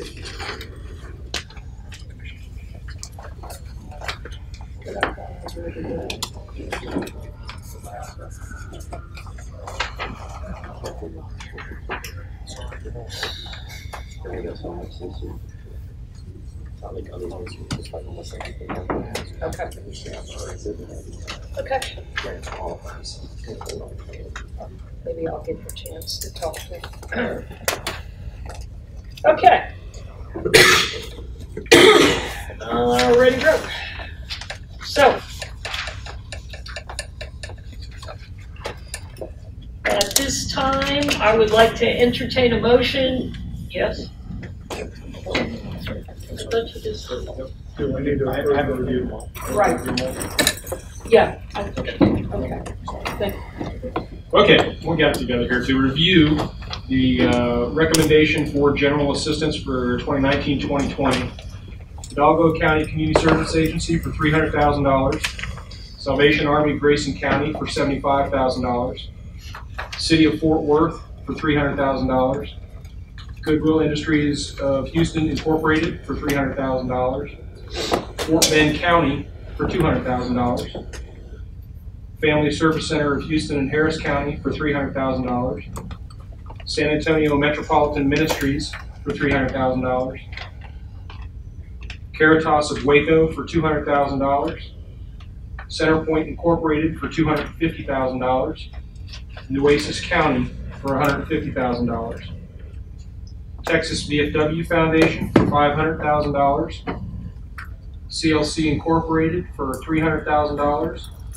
Hale County Meals on Wheels for $75,000. Project Mend for $300,000. Bring Everyone in the Zone for $100,000. Houston Area Urban League for $300,000. Otter Veterans Now for $500,000. Meals on Wheels Montgomery County for $300,000. Project Amistad for $300,000. Grace After Fire for $150,000. Big Brothers Big Sisters Lone Star for $100,000. Fort Bend Seniors Meals on Wheels and much, much more for $200,000. Comfort Crew for Military Kids for $100,000. Central Texas Opportunities Incorporated for $300,000. Lone Star Legal Aid for $300,000. Citizens Development Center doing business as Achieve for $200,000. And Burnett County for $50,000. All right, thank you, Mr. Cato. All right, at this time, I would like to entertain a motion to approve the 2019-2020 General Assistant Grant recommendations by the committee to take to the commission for their approval. Is there a motion? A motion by Mr. Bright or to approve the 2019-2020 General Assistant Grant recommendations made by the committee to take to the commission for their approval. Is there a second? Seconded by Ms. Sconza. Is there any additional discussion? All those in favor? I have 8 yeas. Any opposed? 0 nays. Motion passes. 8 yeas, 0 nays. Next on our agenda, item number 9 is to do with our next meeting. And I'd like to ask Mr. Cato to tell us about the next grant cycle coming up. Thank you, Chairman Reyna. Seems kind of ridiculous to talk about the next one. We just finished this one up, but that is we do. We expect that the request for applications for the 2020-2021 FVA grants to open in September of this year and have a due date of early November 2019. The FVA once again will host at least 2 webinars in December 2019 to refresh our committee members on Gov grants and to train any new members should we have any. If you haven't done so, please keep your username and Gov grant and password for Gov grants where you can find them again when the time comes. Because you're probably not going to want to look at the system between now and December. And if you guys can remember that password, you're better than me. And we can reset passwords. It's the usernames that get kind of tough. We anticipate applications will be assigned for review within Gov grants by the advisory committee members the first week of January 2020.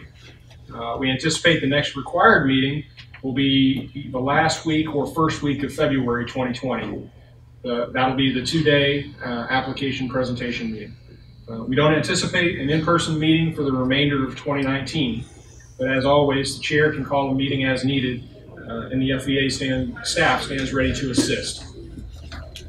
We've discussed it, but we do need at least 1 advisory committee member to present your recommendation to the Texas Veterans Commission at their May 8th, 2019 meeting.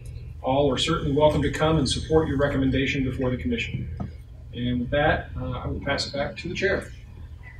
Okay, I'd like to call on each committee member for any closing comments. We'll start with Mr. Jeffries and go around that way, sir. Thank you very much, Chairman Reyna, and to all of the members for the collegiality and for the work. I know we all worked hard on this, and we don't always all agree, but that we form, I think, a really good recommendation when we come out.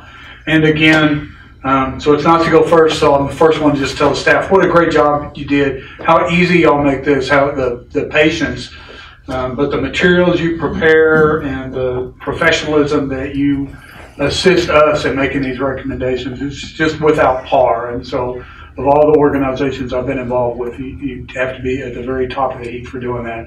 And I'm sure everybody else will, thank you very much.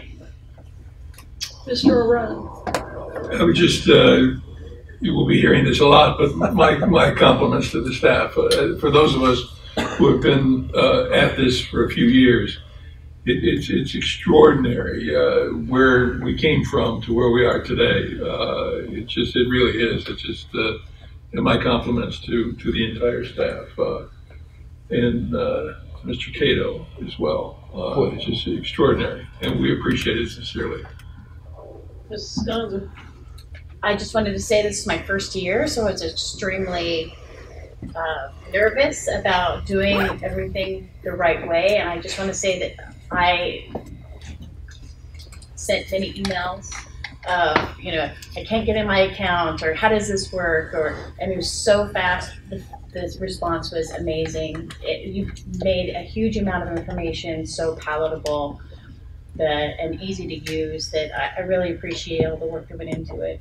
So thank you. Mr. Ball. I just appreciate being back on the board and thank everybody for all their hard work. Mr. Reardon. I got two things. One, administrative note. If we might be able to schedule a committee meeting for this after a quarter closes, it might better help us understand the performance categories. If that's possible. I don't know if that's possible to schedule, so I want to bring that up. Yeah, the problem is we're always driven by the date of the commission meeting, and that's May 8th. The next quarter reporting isn't due until April 15th. Okay. And the reason we hold this one now is so the commissioners actually have about a month with all these materials. So it's less than you have, but we give it to them so they can review your recommendations and they can go on the application. So we're kind of stuck with the tyranny of time and giving them the opportunity to look. But I appreciate the recommendation. It's just tough to do. I do want to thank everybody too, because I think even after being on this between different years, the process keeps on getting better every time we come. So with the reports and the way they're laid out, and the staff and communication, it's much more effective than other grant committees I've seen around. So thank you. Mr. Wright. I will reiterate what's been said. Again, outstanding job by the staff. I wanted to mention also that the portal that we used, while it presented some challenges up front, I can see that has greatly reduced some workload, and I thought it was, I've sent you my tweaks already, but beyond that, I thought it went really well. Thank you.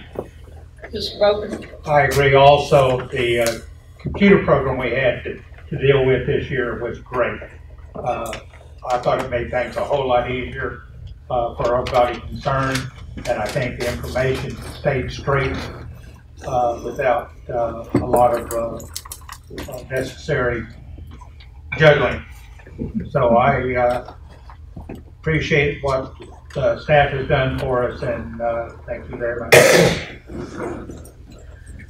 First to the staff, I hopefully you got the email that I sent to Mr. Cato, but for my colleagues here, I sent an email to Charlie, to his staff, about you're deploying a new system, you're working that system, all the kinks and all the back and forth and all the time and effort to not only deploy that system and the headaches, and then you know, teach us the way, and for us to then get it back to you. I know I had a couple of uppos and had to redo a couple of my things, and that's okay, but your patience level and just working this and believing in us and us believing in you, I know it's a tremendous amount of work, and I certainly appreciate y'all, I really do. And then my colleagues, the time you spend away from your family, huge on family and family life, and the time you spend away from your family to pour through this. You know, we're the only committee that pours through stuff like this. Not to take away from the other committees, but I'm extremely appreciative to every one of you, and Charlie and his staff and that. So, and then on the administrative note, please make sure you turn in your travel vouchers or whatever to Rob, sorry. Yeah, Robert. I don't like to go he or him. So with that said, if there's no other discussion, the last bit is if there are no other comments, I'd like to thank you all for your hard work. We'll entertain a motion to adjourn the meeting. Do I have a, wait, I gotta get a motion. Motion by Mr. Wright to adjourn. Do I have a second? Second. Seconded by Mr. O'Reilly. Any discussion? All those in favor? Aye. We have 8. Any opposed? Motion passes with 8 yeas, 0 nays. Thank you, everybody.